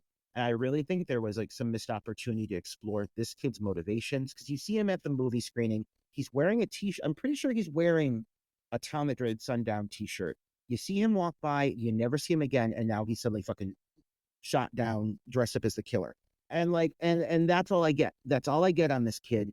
And and they're announcing that he had, at one point they say that he left a suicide note. So clearly, was this his goal? He just wanted to go out there and be make himself present as the killer, only to get shot down. What was his end all be all here? Was he hoping to maybe kill somebody? Was he trying to threaten or attack Jamie? Because really, all this kid does is he walks out in the costume, gets shot, and he's dead. And I think there's a really, really fucking interesting idea there. There's a concept there that was not explored enough at all, and I'm reaching for it. I just think it's a bit of a missed opportunity. Yeah, it's just briefly mentioned that he left a suicide note and that this was suicide by cop, which is a real thing. People do that. People that want to kill themselves will intentionally threaten a cop or pull a gun on a cop so that they get shot because they don't want to have to pull the trigger themselves. So it's an easy quote unquote way for them to commit suicide. And this is what we are led to believe was the reason why this kid did this, because he wanted to be killed by a cop. So after this scene with the mayor, we are still at the restaurant where two of the band members leave the band, and they're kind of making fun of how the mayor was dancing. One of them is, I believe his name is what, Danny? Danny is the soldier earlier, yeah. Oh yeah, Johnny you're right. That's Roy. the military guy. Johnny, I think Roy. it's John. Is it Johnny? Johnny and Roy. Which this takes a surprising turn. These two young, teenage boys who leave the restaurant in the convertible and drive down a deserted road into what looks like to be a junkyard. Based on what they're about to do, though, they park in front of probably the most inappropriate image that I know I wouldn't want to look at. Did you see they park in front of that big billboard with the Reverend's face on it? And they're right in front of it, and it's fine until you realize what they're there to do, which also took kind of a strange turn that I'm here for. Queer horror moments in cinema, I'm all here for. But this one, Roger, is just kind of really awkward. It's awkward, but I think it kind of plays into, again, it's another duo of characters that you don't get a ton of time with, but they give you a chunk of exposition on these two in a really well-handled way, and they're both awkward with each other. So the awkwardness, I think, kind of plays into the moment. You get what I mean with that? Yeah, because they're parked, and then there's a little bit of awkward silence for a moment until one of them says, and Roy says, so how does this work? And Johnny is like, well, I don't know. I was hoping you could go down there and suck it. And Roy's like, suck it? Yeah, aren't you hard? Yeah, maybe we can just jerk off together. So I'm wondering, like, there's a lot going on here. I love, hey, it's a gay moment in a horror film. I'm all for it. I have a lot of questions. Do you think these two have done this before, or is this just kind of out of the blue? Because Roy seems really taken aback by it. They both seem really taken aback by it. Is this something they like agreed to do? Hey, maybe they were on Grinder and met with I don't know. I want to know what led to this, because it's like they're there. It just comes out of nowhere, and they both seem really, really awkward about it. So I don't get the impression that they've done this before. Something led up to this moment for them to go here and to say, hey, we're going to suck each other's dicks tonight. I think this is an example of the craftsmanship in the execution of this film, of giving the viewers a lot of backstory on these characters without having them say a lot. Because during the whole scene at the restaurant with the mayor, it keeps cutting to these two looking at each other, smiling, their knees almost touching. Like, the cinematography is very specific around these two when they're part of the band. And they don't do a lot, but it keeps cutting back to them. And it's very clear that the shots are lingering just a little too long. It's clear that they're not just looking at each other as friends. So when it comes down to this car bit, I feel like I know exactly what's going on. For me as the viewer, I feel like these two have been flirting like this for a while. They talked about it casually, and this is their first time exploring it. And I buy it. Like, when the dialogue between the two of them, where they don't know exactly what to do in this tiny little bumfuck town, as I keep mentioning, these two, I wouldn't expect they would have any idea how to go about doing this, but they know that the other one's down to do it. And I think it's a really cool, it's something you don't see a lot in general in films, unless they're like, this is a piece of LGBTQ cinema and we're exploring a character, like exploring their sexuality in like in heteronormative, like cis mainstream cinema. How often do you see this moment explored? And I think they do a pretty damn good job for giving it so little time. Yet again, these are two side characters that are given an unusually like prominent moment. I mean, these two could have easily just been walking home with their instruments. They hear something, turn around, and they get killed. That could have easily been the outcome, but no, they like took it that extra step. They gave them some extra backstory, and it was really, really, really worth it. I think it makes the scene so much more impactful when you find it has that angle to it, especially with how these two go out, with the one watching from a specific angle as the other one is killed in front of him. It makes this moment, I think, have even more of a heft, even more of a punch to it.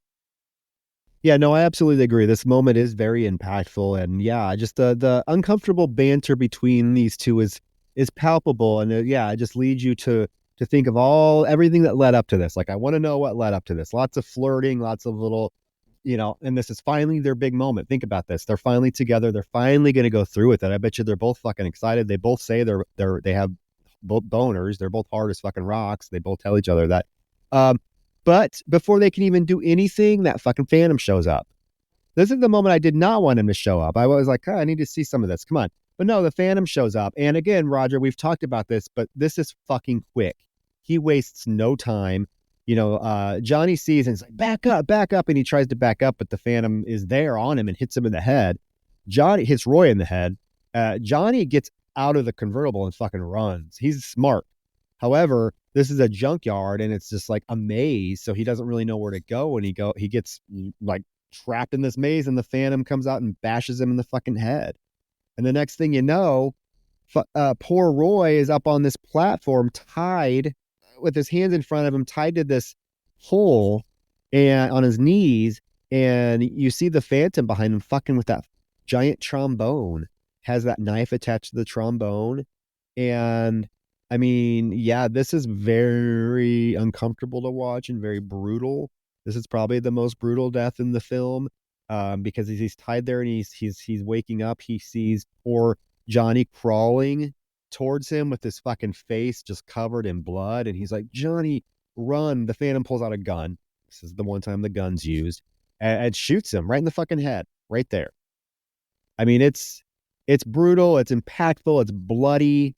But then that this trombone death, This kid seems so sweet. That's another thing that makes this really uncomfortable to watch, because basically the Phantom has that knife attached to the trombone and starts blowing it and penetrating this poor kid in the back over and over and over. And this kid's screaming and crying and blood's gushing out of his mouth. And you get that really uh, painful looking shot, aerial shot above him as we see just the trombone and the knife going stabbing him. It's fucking brutal. It's an excellent kill. It is a phenomenal double kill. I mean, again, you mentioned how quick this is. Yes, it's a fast sequence, but again, I think it works in its favor. The whole bit of the car starting to speed off and trying to drive away and crash, because the car crashes into the display, and Johnny just jumps. He bails. He just jumps out of the vehicle when he realizes the killer's getting too close. He just jumps out and takes off running. And you get several great aerial shots of the whole incident with the car. It's just full of panic. And then you get this brief chase scene. And again, I could say, like, I wish it was longer because the set's so great. You actually have a guy getting this chase sequence, but it is cut pretty short with a great startle as you see the blade slice at the kid's face and it cuts, hard cuts. But this whole bit here with poor fucking Johnny bloodied, crawling across the lawn, and like just how quick the Phantom is to just take out his gun and blast this kid away. It's hard to watch. It's hard to watch. And this poor innocent lamb sitting up here weeping. And as he's starting to get stabbed, you see he's drooling. He's literally spitting up and drooling and tears running down his face. It is really, really a tough kill. And I hate to say it's like a gay man. Like, I don't want to go into that because in general, it's just, these two kids in general, regardless, but because you have this factor of these two experimenting for the very first time, I'm assuming, and then they get killed in the middle of that. There's something about it that is, that kind of lingered with me, like it's not a hate crime. They're not getting killed because they're gay, but it's very much exploited of that moment between the two of them. And the discomfort that exists between them, just capitalizing on that before they get massacred.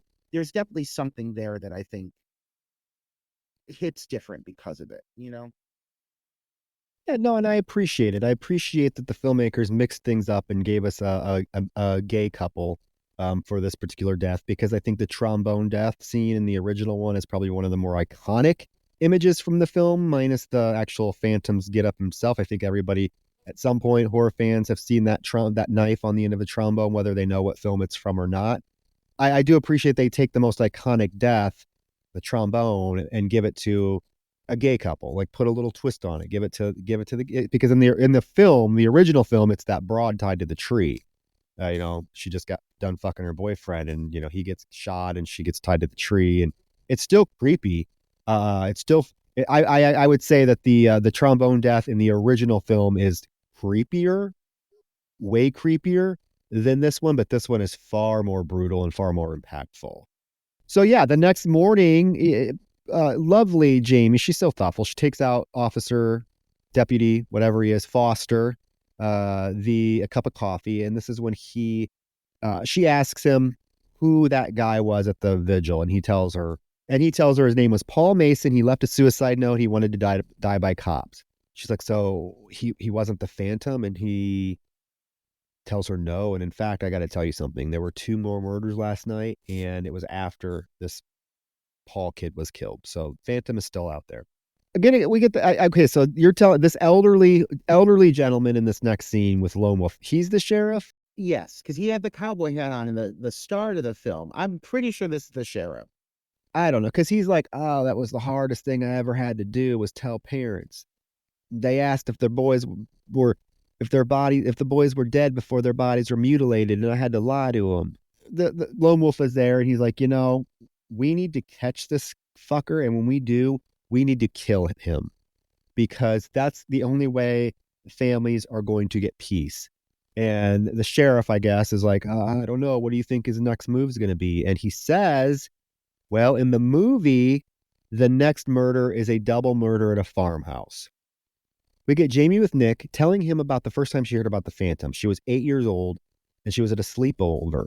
And so one of the older brothers of the girl that she was at this house with having the sleepover put on the sack mask and jumped in and scared the shit out of him. So she got scared, and there's like the flashback of like she had to call her parents. She was so scared, and there's this flashback of her like being carried out of the house, screaming, crying from her parents.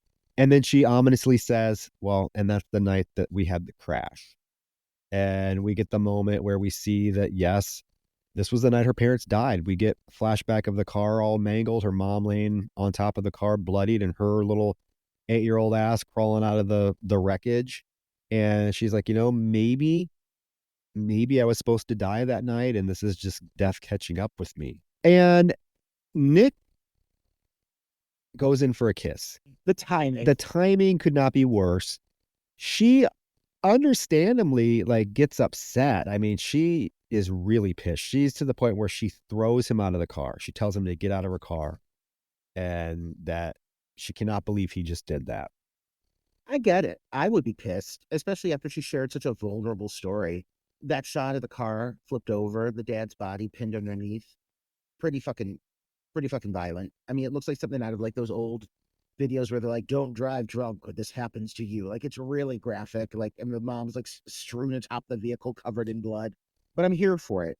And you know what else I'm here for is this great screen wipe where like she pushes him out of the car and it transitions to the next day. It wipes past the screen, and then the car, like the cop cars pull up, and then like the like title card like slides in like right behind them. Like, it's very artsy, but I dig it. Like, it's just where those little details that like I wouldn't have expected. It's like the location and date that comes in after the cop cars, and I just think it was like this creative little quirky little thing that I really liked. It felt really well timed in this movie. I like that. I like the character. I like the attention to details. It's Christmas Eve. Deputy and Lone Wolf show up to the church of Reverend Cartwright, and they want to talk to him. And what they have discovered, what they tell him, is that the email that was sent to Jamie, the FBI traced it back to him.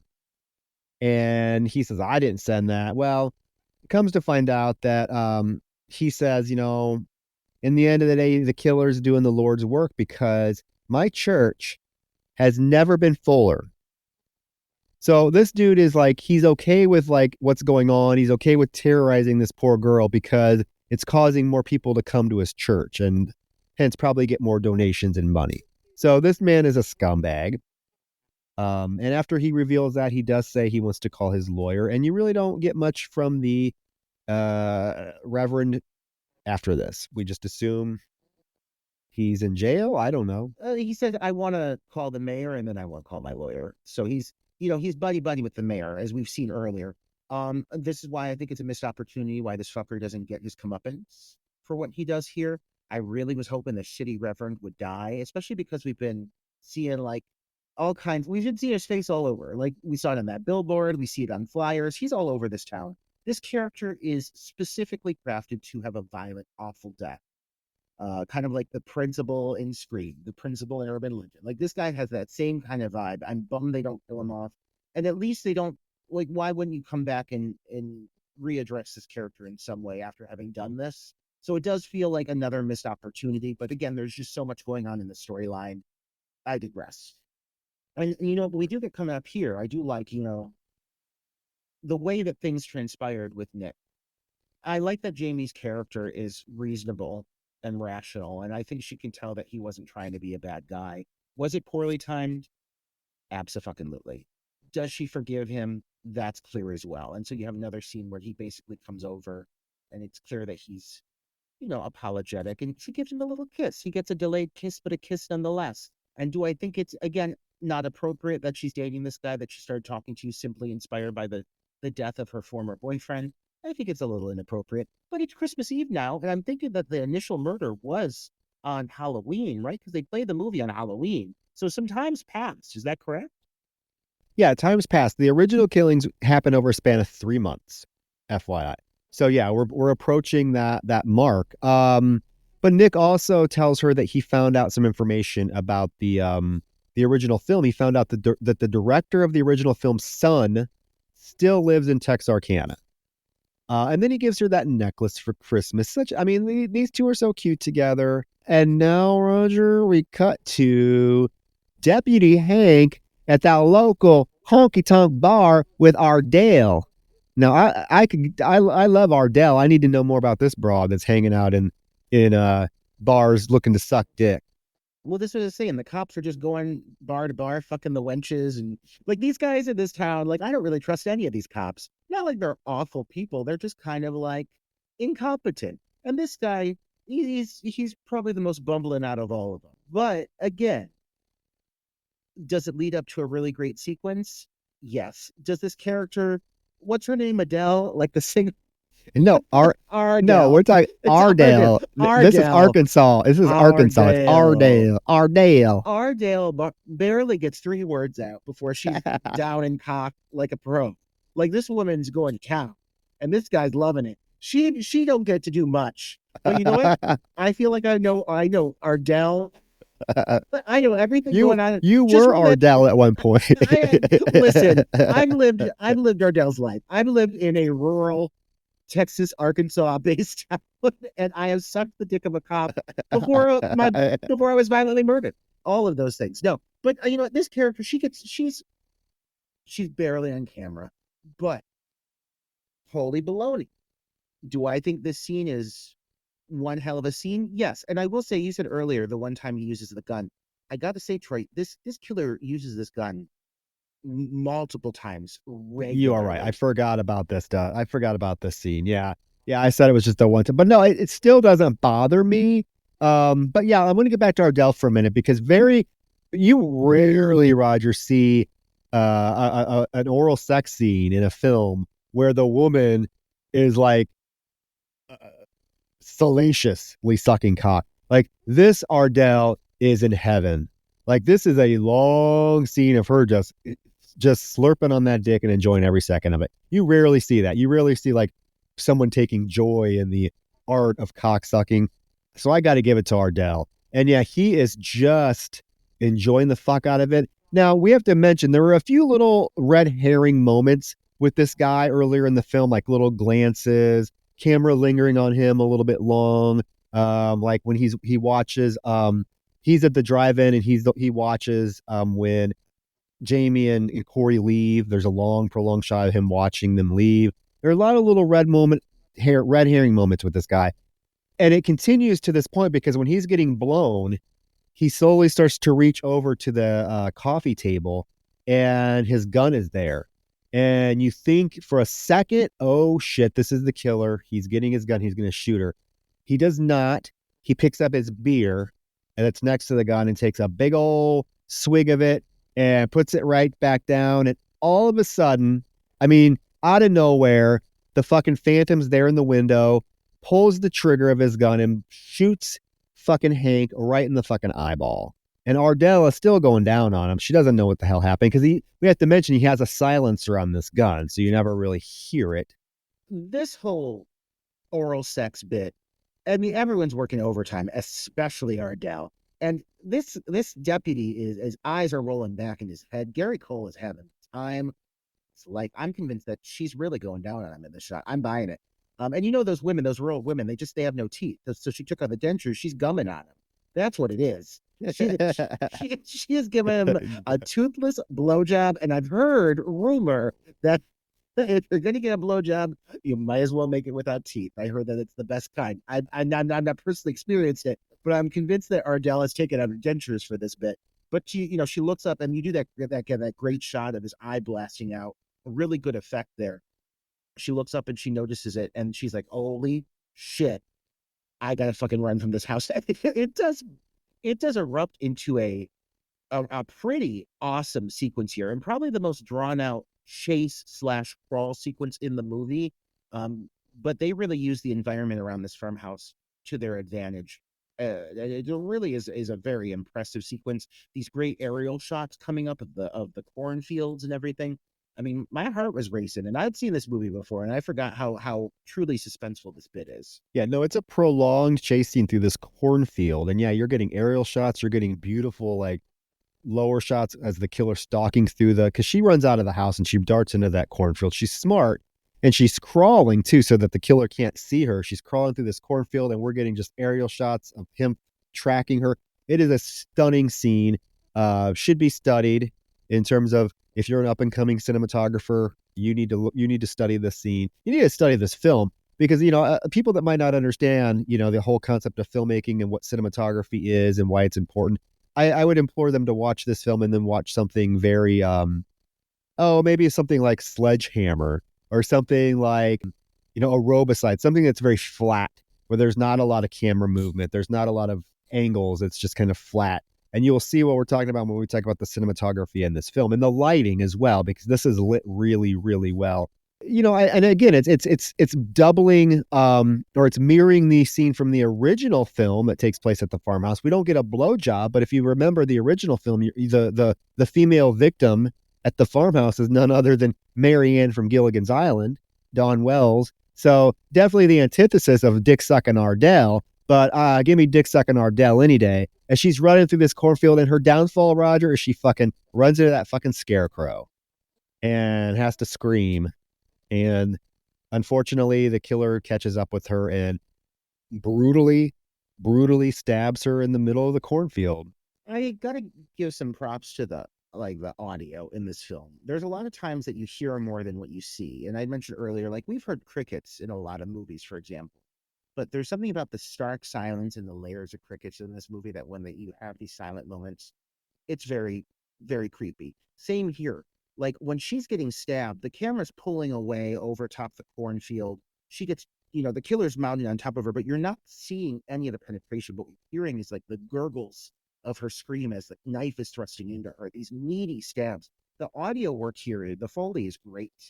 Great. They do a really good job with it. And I love this next moment of this couple walking out of their farmhouse and looking over and seeing her body hanging up on that, like, the stab marks in her chest.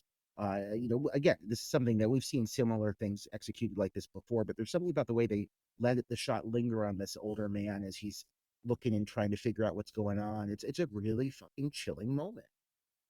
Yeah, I do love that. It's the next morning, and that poor elderly couple, they're just going out to go to church, and they have to see this woman now tied to the scarecrow post with that's the knife is still embedded in her chest too, I think. I do love how I haven't mentioned it, but a lot of the transitions in this film are really cool because they use like footage from the original film to transition into a next scene, and that's what's done here. They use footage from the original farmhouse scene that we just watched. They use footage from the original that to then transition into a scene of Nick and Jamie at the director's of the original film's son's house, played by Dennis O'Hare.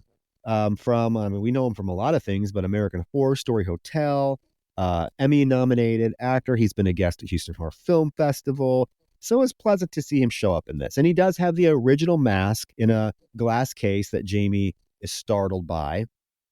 Here's another character that they're setting up to have what seems like some satisfying conclusion, something satisfying to tie into the story. You've seen him a few times. You saw him at the drive-in briefly as the car went by, by the camera. It passed him. He's sitting there watching the movie. You saw him at the town hall talking to his buddies. But, his character has been made present, but he's not had a moment yet until this moment. And this is such an intentional moment. As we go to visit him here in a second at his home, which is a houseboat in the middle of salt mines. It's a fantastic set. It's so cool, but it's like out of fucking nowhere. But like, you're giving this character so many details, so many little quirks, and his relationship to the film. What an interesting angle. Could have gone so many places. It's another character that doesn't come back into play. He doesn't die. He doesn't turn out to be a villain. He doesn't, save Jamie. So many things you could have done with all of these characters. The mayor, the reverend. We keep touching on him, and it does not really go anywhere. It gives them some exposition on another potential who could be the killer or who is tied to. So it's important exposition, and it makes sense why he would know it. He's tied to the film, so he would have some understanding of what happened. But overall, this character again left me wanting more from him. Yeah, I was just going to say he exists solely to be an exposition dump, and boy, is it a dump. It's a lot. It's a lot. I'm going to try to summarize this. He reveals to them that he can tell them who the killer is. And he says, it's not Sewell. He was not the killer. He tells them a story about Hank McCready, who a few days after like the last, what everyone thinks was the last killing, Hank McCready's body was found on the train tracks. His wife thought it was suspicious, so she demanded that they do an autopsy, and it reveals that he was dead before he was on the train tracks. He had been stabbed. Seawall, he points out, was in jail when McCready was killed. And basically what happened was, because of Seawall's arrest and the final killing, like the news of McCready's death somehow got buried in the news. Like it wasn't widely reported on. Like not a lot of people even count him as being one of the Phantom's victims. So his wife was really bitter about this. His dad, the director of the original film, tracked her down in 1974, where she told him that she hated Texarkana and that she hopes that someone comes back and finishes off what the Phantom started for how they disrespected the memory of her husband. She did have a son, and the son had a son. So this McCready has two possible people that might want to continue these murders. He boldly makes the claim that Hank McCready's grandson is the killer because his grandmother poisoned him. If you can find out who his grandson was, you are going to find out who the killer is. So here's the deal. There's so many names that have come up at this point. So many names. They're all blurring together. You know, we get some cool backstory here on Hank and in what happened in this photo of him getting chopped up on the train tracks, which comes back into play. So obviously there's some understanding for who ends up being revealed to be the killer. There's an understanding of the history of what happened and wanting to involve that, incorporate that in the killings that they're basically recreating. But there's something about this that still feels like not directly connected with everything that's going on. It's like it's just another plot point. And it doesn't, like, when we find out who the killer is or who the killers are, learning all of these things doesn't necessarily really pay off or feel all that satisfying. You know, like we're learning a lot of shit, but none of these revelations all really go anywhere. Would you agree on that? Yes. I mean, the killer does end up being McCready's grandson, but like it's kind of it kind of falls flat when it's revealed, because we're expecting it because of this whole exposition dump that Dennis O'Hare just gave us. So yeah. I mean, I think as we trudge towards the climax, I will say I do think the climax is probably the weakest part of the film, and we're kind of starting to get to that point where I think the film is starting to maybe lose its luster a little bit. And I mean, yeah, this is super convoluted. So they leave with this knowledge that they need to figure out who McCready's grandson is. And you think, okay, there's going to be some, these two are going to like start researching and start digging into people's past. And then we're going to get, them figuring it out and having kind of a nice revelation moment. But instead, Roger, she gets home and the grandma's like, oh, you know what? You've been hiding these college acceptance letters from me. You better pack up because we're going to the University of California. Sensible, though. Sensible. Like, at a girl. This is, if I was this grandmother and my poor fucking granddaughter was in the middle of like a murderous rampage in the small bumfuck town, I'm getting out of the small bumfuck town, And so I like, I like the motivations here. None of the actions that anyone's taking seem like so wildly like blown out of proportion that I don't find them believable or easy to understand. I mean, for me, for the grandmother to make this choice, I think is completely realistic. I think if anything, there's so much attention paid to so many of these little revelations that are made that when it comes down to like the reveal of who the killer is here shortly, because we are coming up on that in this final stretch, there's not enough connective tissue. Like it's told to us that it's done, so that's the unsatisfying moment. Because you're right, the finale, the final reveal is just not a big enough moment. Though I do like everything that's coming up here, all of these moments that are about to hit. There's several really cool things that are about to happen before it falls flat. I do want to emphasize that. Yes. So grandma's like, yeah, we're leaving in the morning. Pack your bags. We're leaving at daybreak.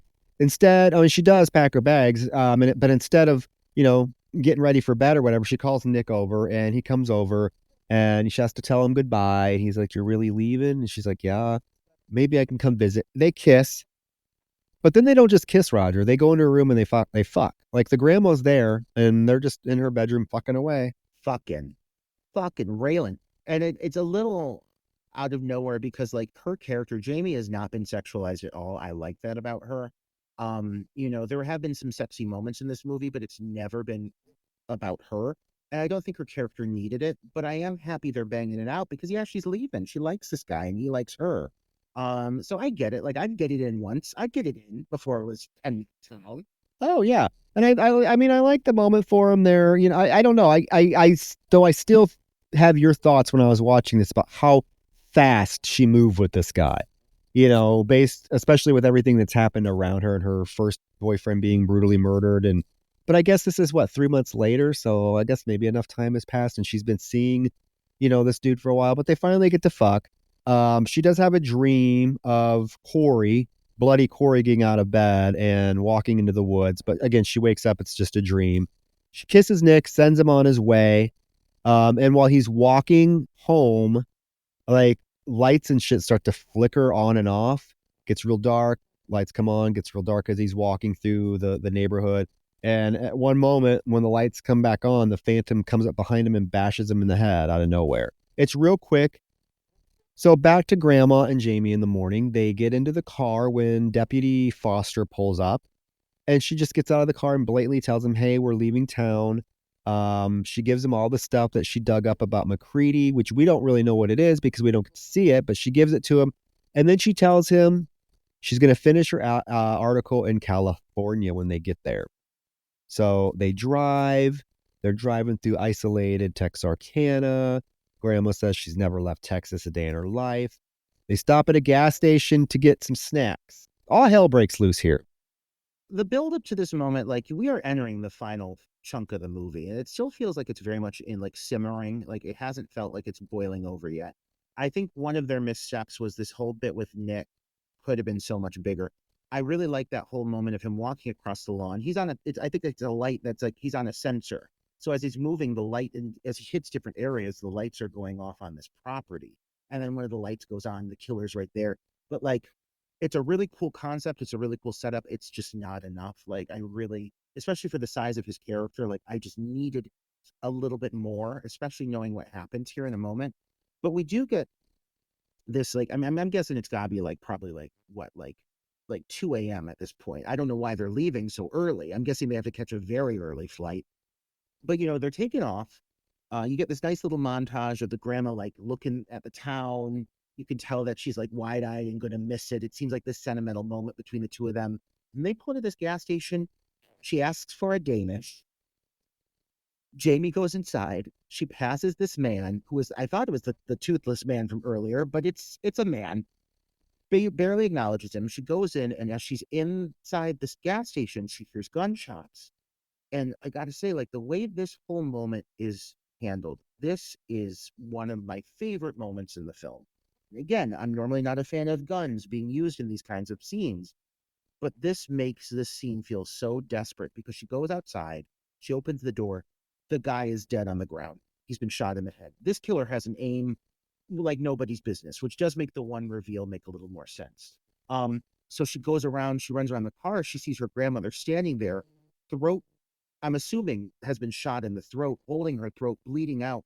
And we see the grandmother, slowly slide down the car and die. And it's really, really very, very sad. Like Jamie's reaction is great, but she doesn't even have time to think about it because she shot it. And so she runs around the car. She's hiding behind the vehicle. And then you see the attendant come running out. He gets shot in the head. Like bodies are dropping. This scene is really violent. Blood spraying all over the place. People are laying in pools of blood. It's really a fantastic sequence. I very much like this scene. It's so frantic. You are, as the audience, are on edge because like her poor grandmother is like bleeding out, shot in the neck. Jamie can't do anything because she needs to get behind cover or she's going to be shot. So she just has to leave her poor grandma there to bleed out. Yeah. And the attendant runs out. He's shot. And then you get that cool moment where we see the killer start coming down like the fire escape steps. Because he was on the roof of the building across the street. Jamie takes off running through the town. At this point, the town is isolated. We're getting really cool shots of just how like isolated and dark and just creepy this whole town is. Nobody's out. She like runs into there's like a giant warehouse, or is it I couldn't tell what this is. Is it the library, a warehouse? It's something, right? It's the abandoned train station because that's why she's so close to the tracks. There we go. It's the abandoned train station. Her cell phone rings. She answers it. It's from Corey again. And he says something to her like, "You're like a dog with a bone." And then she takes off running out of the train station. And I'm a little disappointed in how this is handled because she ends up tripping over Nick's body. Nick has been literally ripped in two, and he's laying across the train tracks, just like McCready. I was a little upset with this because you're right. Nick's character was a little bit more prominent and deserved a little bit more than just this dead body reveal. I was a little like, oh, really? I didn't want him to die, first of all. And then like her reaction doesn't seem all that like, she's like, oh, okay. Screaming, and then she gets up and runs away. But yeah, this reveal bothered me. Yeah, it's a really well done effect. I'll say that. Like you don't see it doesn't linger too long, but you see his body like separated in several pieces, and it looks pretty fucking gnarly. But yeah, you go into this moment, she's finally getting her final girl chasing. Like it launches off in a way that feels really big, really epic. You've got this great bit of her running, down fire escapes and having to climb over things to get away. And as she takes off for the train tracks and she just trips over the body, first of all, like the way they do it, like she trips over and it pulls back and he's like laying there in the middle of the train tracks. But like, how would you not see this? Just like, how would you trip over this? Like, it would be clear as day. I know it's dark, but you would see this guy laying there in the moonlight. But whatever. And yeah, just it seems like a really lackluster reveal. At least if they would have given him like a big moment before they would have cut away from his kill, a moment like they gave to Ardell, for example.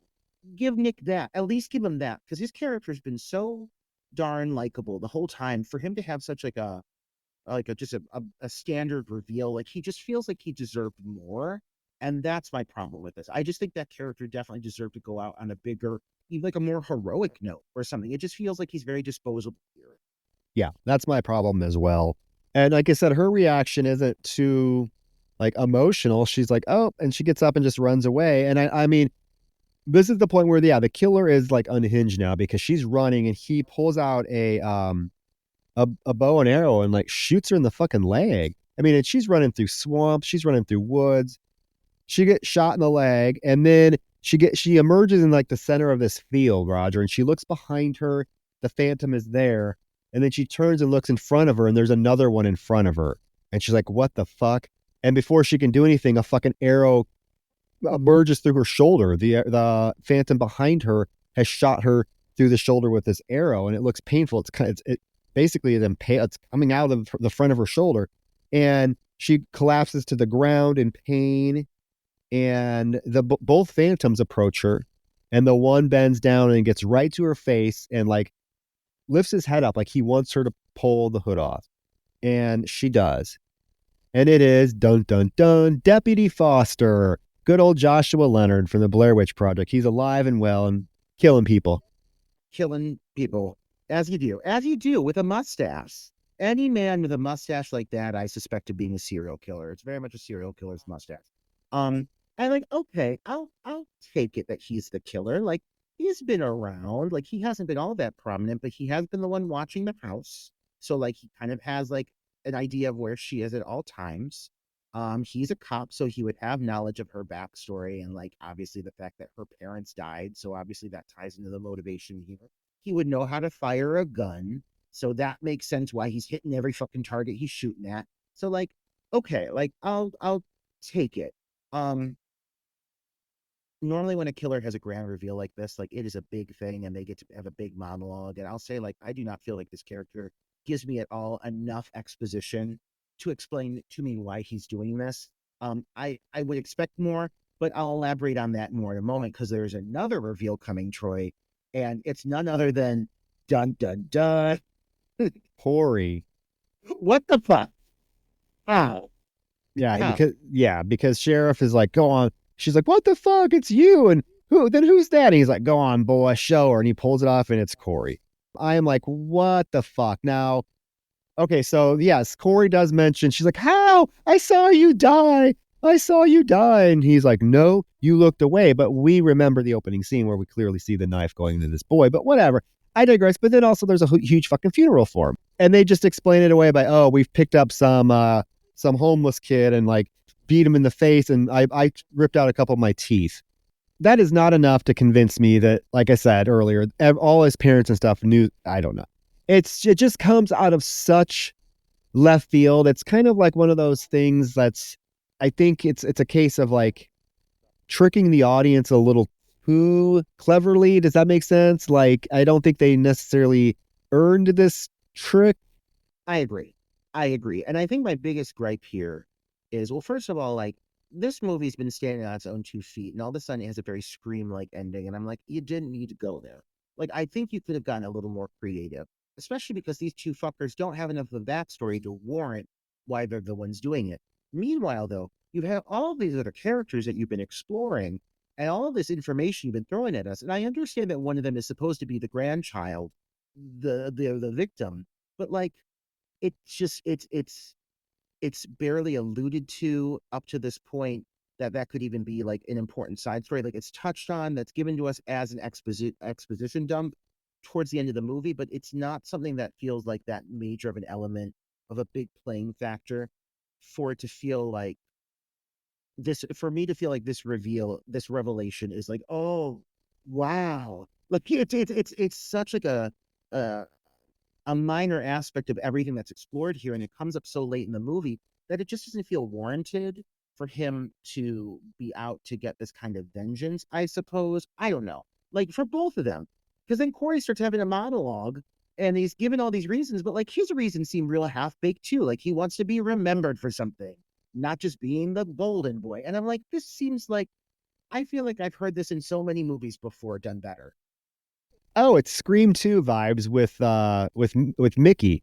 His motivation for joining Miss Laurie Metcalf as the second killer in Scream 2 is he just wanted to, be famous and be remembered for something. It's like Emma Roberts as well in Scream. We've heard it. And again, it just doesn't, like, the whole tone of this film doesn't warrant this type of killer motivation. And it's very weak. Like, okay, if you're going to give me two killers, please have one of them at least go batshit crazy. At least give me a over the top Billy Loomis, Stu Macher, Debbie Salt. Give me Rebecca Gayheart and Urban Legend. Give me that type of monologue with them. These fall so fucking flat. Really, Corey just starts to be like, oh, I wanted to be remembered for something else than other just being the golden boy. And all of a sudden he's fucking shot in the head. They needed more, man. They needed more. And this, I liked him getting shot in the head, Troy, but it's a cool moment. But like, I'd rather have more exposition versus the shock factor of the shot to the head. Don't you agree? Absolutely. And then to make it worse, like, Foster's monologue is even less. Like, she's like, oh, you're McCready's grandson, aren't you? And he's like, yep, I'm McCready's grandson. I'm just doing what my family wanted me to do. And that's it. Like, there's no over the top. Like, it's like, really? How did she put that together? I don't know. And then, like, he pulls out a knife, gets on top of her, and basically he has, he definitely has Scream 4 motives because he's going to frame her and Corey as the killers. He's going to, I'm going to tell everybody that you two were obsessed with the Phantom Killer and you wanted to recreate the murders. They're going to believe me. You know why? Because I'm the deputy and everybody just wants to be done with this Phantom shit. Somehow, I guess he dropped his gun because she has it, and as he's getting ready to stab her, she just pulls the gun out and shoots him. I'm actually pretty sure, and I even had a note here to not forget to say this. I forgot it. When Grandma gets shot in the neck and dies, there is a distinct moment of Jamie hiding behind the car, seeing her open purse and seeing her grandma's handgun in the purse. They live in Texas. I'll take it. And she sees the handgun, and that's why she runs back and grabs something from the purse before she takes off running. So you do see her grab the gun. I'm pretty positive you see her grab that gun. But okay, good cut. This moment here, though, talk about unsatisfying, because you're absolutely fucking right. Like, if you're going to give me this, if this is going to be the revelation, make it a fucking moment. Like, you've rushed through a lot of big moments in this film. Lots of the kills felt really, really fast, really sped through them. They were still handled well, though. I feel like I got more exposition from some of the victims who we barely spent any time with than we did from this killer revealing his motivations behind why he did what he did. And they explored so many interesting elements of why different people could have been killers or what it could have been tied to. For this to be, again, brought up so late in the movie, and then for her to just be like, come to this revelation, like, you're the grandson, aren't you? Like, there's just not enough groundwork set for me as the viewer to say, oh, it makes sense that this is the outcome. It's all been building up to this. I understand why she's putting the pieces of the puzzle together. The guy's been leaving breadcrumbs. He's been leaving clues. There's nothing that leads to this fucker being the fucking, like, the mastermind behind this. Like, there's just not enough time spent with Foster for me to even think that he would have the means to execute this. And so, I mean, I get, like, yes, he's a deputy and people want to trust the law and they just want this to be over with. So he's going to save the day and no one's ever going to know it's him. Okay, but like this grandfather aspect, like if that's really coming into play here, honestly, like I didn't even really catch that. Like in the midst of all the commotion and everything, like it's so downplayed that it doesn't even feel like it's that big of a deal. You know, it doesn't feel that important when it's realized. But then how is he going to explain the fact that because he tells her he was gonna frame her and Corey. So now how is he going to explain the fact that, oh, just kidding, Corey's here and he was one of the killers? Because he does mention during his minor tiny little monologue that the reason why they were able to, trick everybody is because he was the deputy that found Corey's body. So now how are you going to explain the fact that, oh, we just buried Corey, but here he is. I must have fucked up and got the wrong body. It's so like nonsensical. Like, but it doesn't matter because he's dispatched in like seconds. Like she shoots him, gets up and shoots him again in the swamp. She's like, it's over, and shoots him. And that's it. I think like personally when he says that bit about Corey, what I really think he was planning on doing is that Corey and her were kind of working on this from day one, and that whole thing with Corey, the whole thing with him finding the body and it being someone else, any evidence that was placed there that alluded to that being Corey, I think obviously I think that Foster planted that evidence. But in his story, what he would have said, that wouldn't have been the case. That this was a plan that was between Corey and Jamie, that they did. Would that not have been the case that they would have masqueraded this whole thing? Nobody's gonna buy the two teenage kids were able to pull off an elaborate fucking prank to the point of like his parents burying the wrong body and not knowing it's in. Give me a fucking break. But yeah, it ends. I mean, she shoots him in the swamp. It's over. That's it. I mean, I think, yeah, again, I think this film, the climax is where it loses its steam. It's rushed. We don't get enough revelation. I mean, you give us the big shocking reveal of one of the killers being Corey, but then, like I said, he's like 15 seconds into his monologue before he's shot. It's rushed. It's unsatisfactory. Again, you're right. The movie with this climax takes a very Scream, urban legend, I Know What You Did Last Summer page out of the final killer reveal playbook, but that's not what this film has been up until this point. It's been a very, like you mentioned earlier, it's a dry film. It's pretty serious, true crime based. And now you just basically have one killer doing it because he wants to be known for something, and another one because his grandfather was shit on by the town because they didn't recognize him as a victim of the original Phantom. Really? That's it? That's it. Okay. We'll take it. I guess. It's just very disappointing. Not only did what happened to poor Nick was disappointing, then you couple it with this as our final minutes, and it just leaves a little bit of a bad taste in my mouth. Oh, absolutely. It feels half baked, especially for a film that, like, up to this point, I've been saying, like, this is an intelligent movie for being a quote unquote slasher. They did their homework. You can tell that it's convoluted because they're loading it with like genuine backstory and exposition. They're making it sound like they know what they're talking about. They're tapping into the history of what happened within this town. Like, it is not a simplistic script overall. So then when you come up on this finale, not only are the motivations half baked and it feels extremely and contrived, like it feels like they kind of just reach out into thin air and they're like, all right, we're going to make the killer, we'll make a deputy, and the other one, I'm like, that's the boyfriend. Like, that will surprise people. Like, I don't think they came up for the killers for the sake of the story. I don't feel like they wrote the story with the intention of the killers being who they were. I feel like they wrote the story, and at the end of the day, they're like, let's pick two characters to be killers. And another thing that is really unsatisfying and makes that feel to be the case is there are so many other characters who have come into play as red herrings, and they're just left open ended. I mean, from Lone Wolf to the Reverend to the Mayor to all these other characters who we've encountered along the way. There's so many other individuals who could have come into play here and had more of an impact, been more impactful as the villain. What if it was the fucking mayor?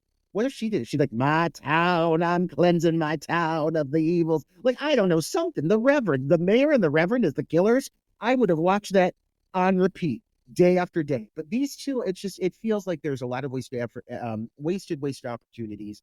I'm really disappointed that Lone Wolf did not come back in, having made such a big impact when he came into the film. Where the fuck is he here? This finale feels like it needed 5 more minutes to grow and develop into something really big, because as it started with that great chase scene, it feels like it deserved to go somewhere. And then she just takes out that gun, she shoots him in the chest. It's great to see Jamie have a final moment where she stands up and fucking shoots the guy in the head. But it needed so much to happen before it got to that point that it does feel like I'm really left wanting so much more from this. And I thought they would do something cool with the epilogue, but they really don't. We get her voiceover. We find out she moves to California. She does go to school, but also in her voiceover, she mentions the fact that when the Rangers went to retrieve Foster's body, he was gone, and a lot of people think that the swamp took his body. So it's kind of insinuated that he's still alive. Did you catch that? I mean, there's no way in hell that could have possibly happened. She shot the man in the head. This is not a fantastical movie. We don't need that. Good for her to have an epilogue in a sensible dress at a college with that honey brown hair, starting a new chapter in her life. I'm happy for Jamie. She deserves it.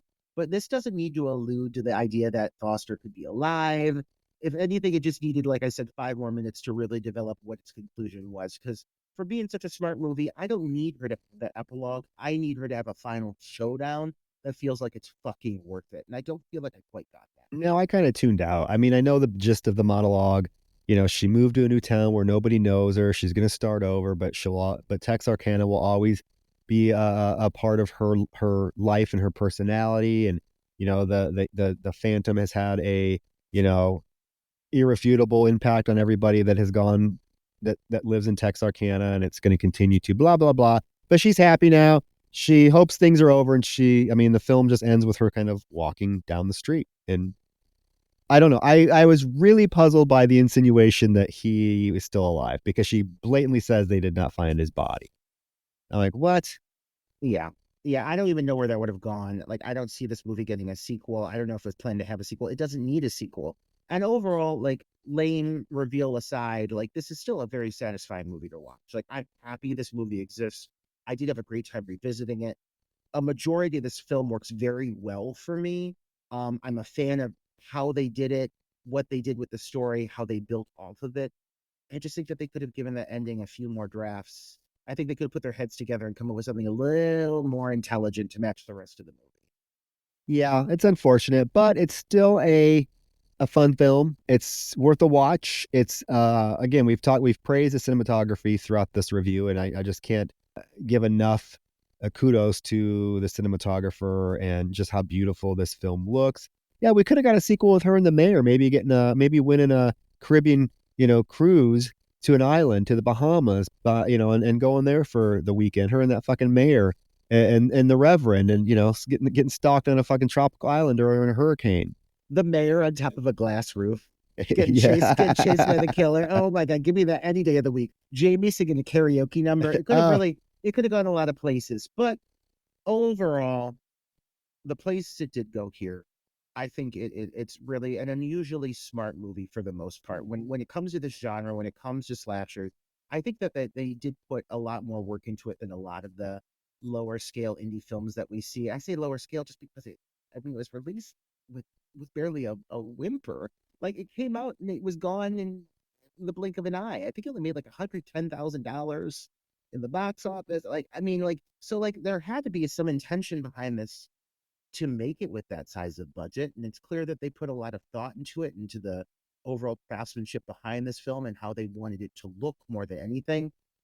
So yeah, I'm kind of surprised. I'm surprised how this turned out for this movie because it really was handled for the most part really well. And I hope that, you know, it has a fan base out there. I am a fan. I may not like the ending, but I'm still a big fan of this movie. Me too. And I at least hopefully if you guys have never seen the film, that this review allowed you to check it out, because I do think it is a film worth viewing. There's far worse out there. And again, as a film that is technically or spouting itself to be a remake, it's really not a remake. But in the annals of all the films that are reimagining, remakes, reboots, whatever you want to call them, I still think this one stands out as one of the smartest in the way that it approached the subject matter and the original film. It's certainly not the first film to go meta, but I think it does it really well, and it does the story and the real life murders justice. So I am a fan of this film. I do wish the ending was a little bit stronger, but I would recommend this one to slasher fans or fans of horror in general. It definitely deserves to be seen and deserves to be a little bit more talked about than it is. So hopefully this review gets some of you cackling hens cackling, because we want to hear what you think about it. Yes, tell us, comment, share, leave a review, a 5-star review, telling us how much you enjoyed this specific episode. And perhaps you'll enjoy the next one even more, right, Troy? Yeah, I'm just gonna say it. We promised it a couple weeks ago. Those of you who are faithful listeners, we told you we were going to cover it, and then it kind of just went to the wayside for a few weeks. But we are back with this one, and get ready, gays, and everyone else, because we are covering finally, Finally, The Rage Carry 2. Oh my God, it's all come down to this, fuckers. And this is one of the few titles that when we initially announced that we were going to cover it, before we realized we couldn't get it anywhere, but now you can. It's on Tubi, so you have no excuses to not watch this movie. When we announced it, I had gays coming to me out of the woodworks, knocking on my door, saying, "Thank God, saying it's about time." People love this movie. I'm not going to even say how I feel about this movie. I'm gonna keep it silent until we cover it, because this is a film that people are very, I think, torn on it. It's a love it or hate it kind of situation.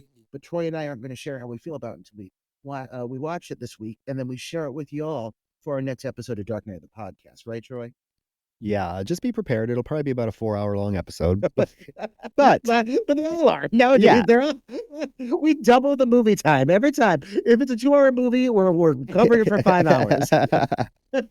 But yeah, guys, so get ready for that. I'm super excited to finally be covering it. It is on Tubi. It's also on Max, which is probably how I'm going to watch it, because I don't have to put up with the commercials. But yeah, check it out. We're excited to finally cover The Rage Carry 2. And then, in the meantime, leave us a 5-star rating. Let us know your thoughts on The Town That Dreaded Sundown. Share our podcast. Let's help spread the word. Our listenership continues to grow, and it just makes me so happy to see how our listenership goes up each week, and it's due to all you lovely people who we love. So just do us a little favor. Not only rate us, just share the podcast. If you have friends that love horror films or into podcasts, give us a recommendation, and we would be grateful to you. But yeah, until next week, with Amy Irving's curly hair, they brought that broad back only for, we'll talk about what they do to her. Oh boy. But yeah, with that, guys, thank you. Good night. We will see you or chat with you next week. I'll see you next week. Good night.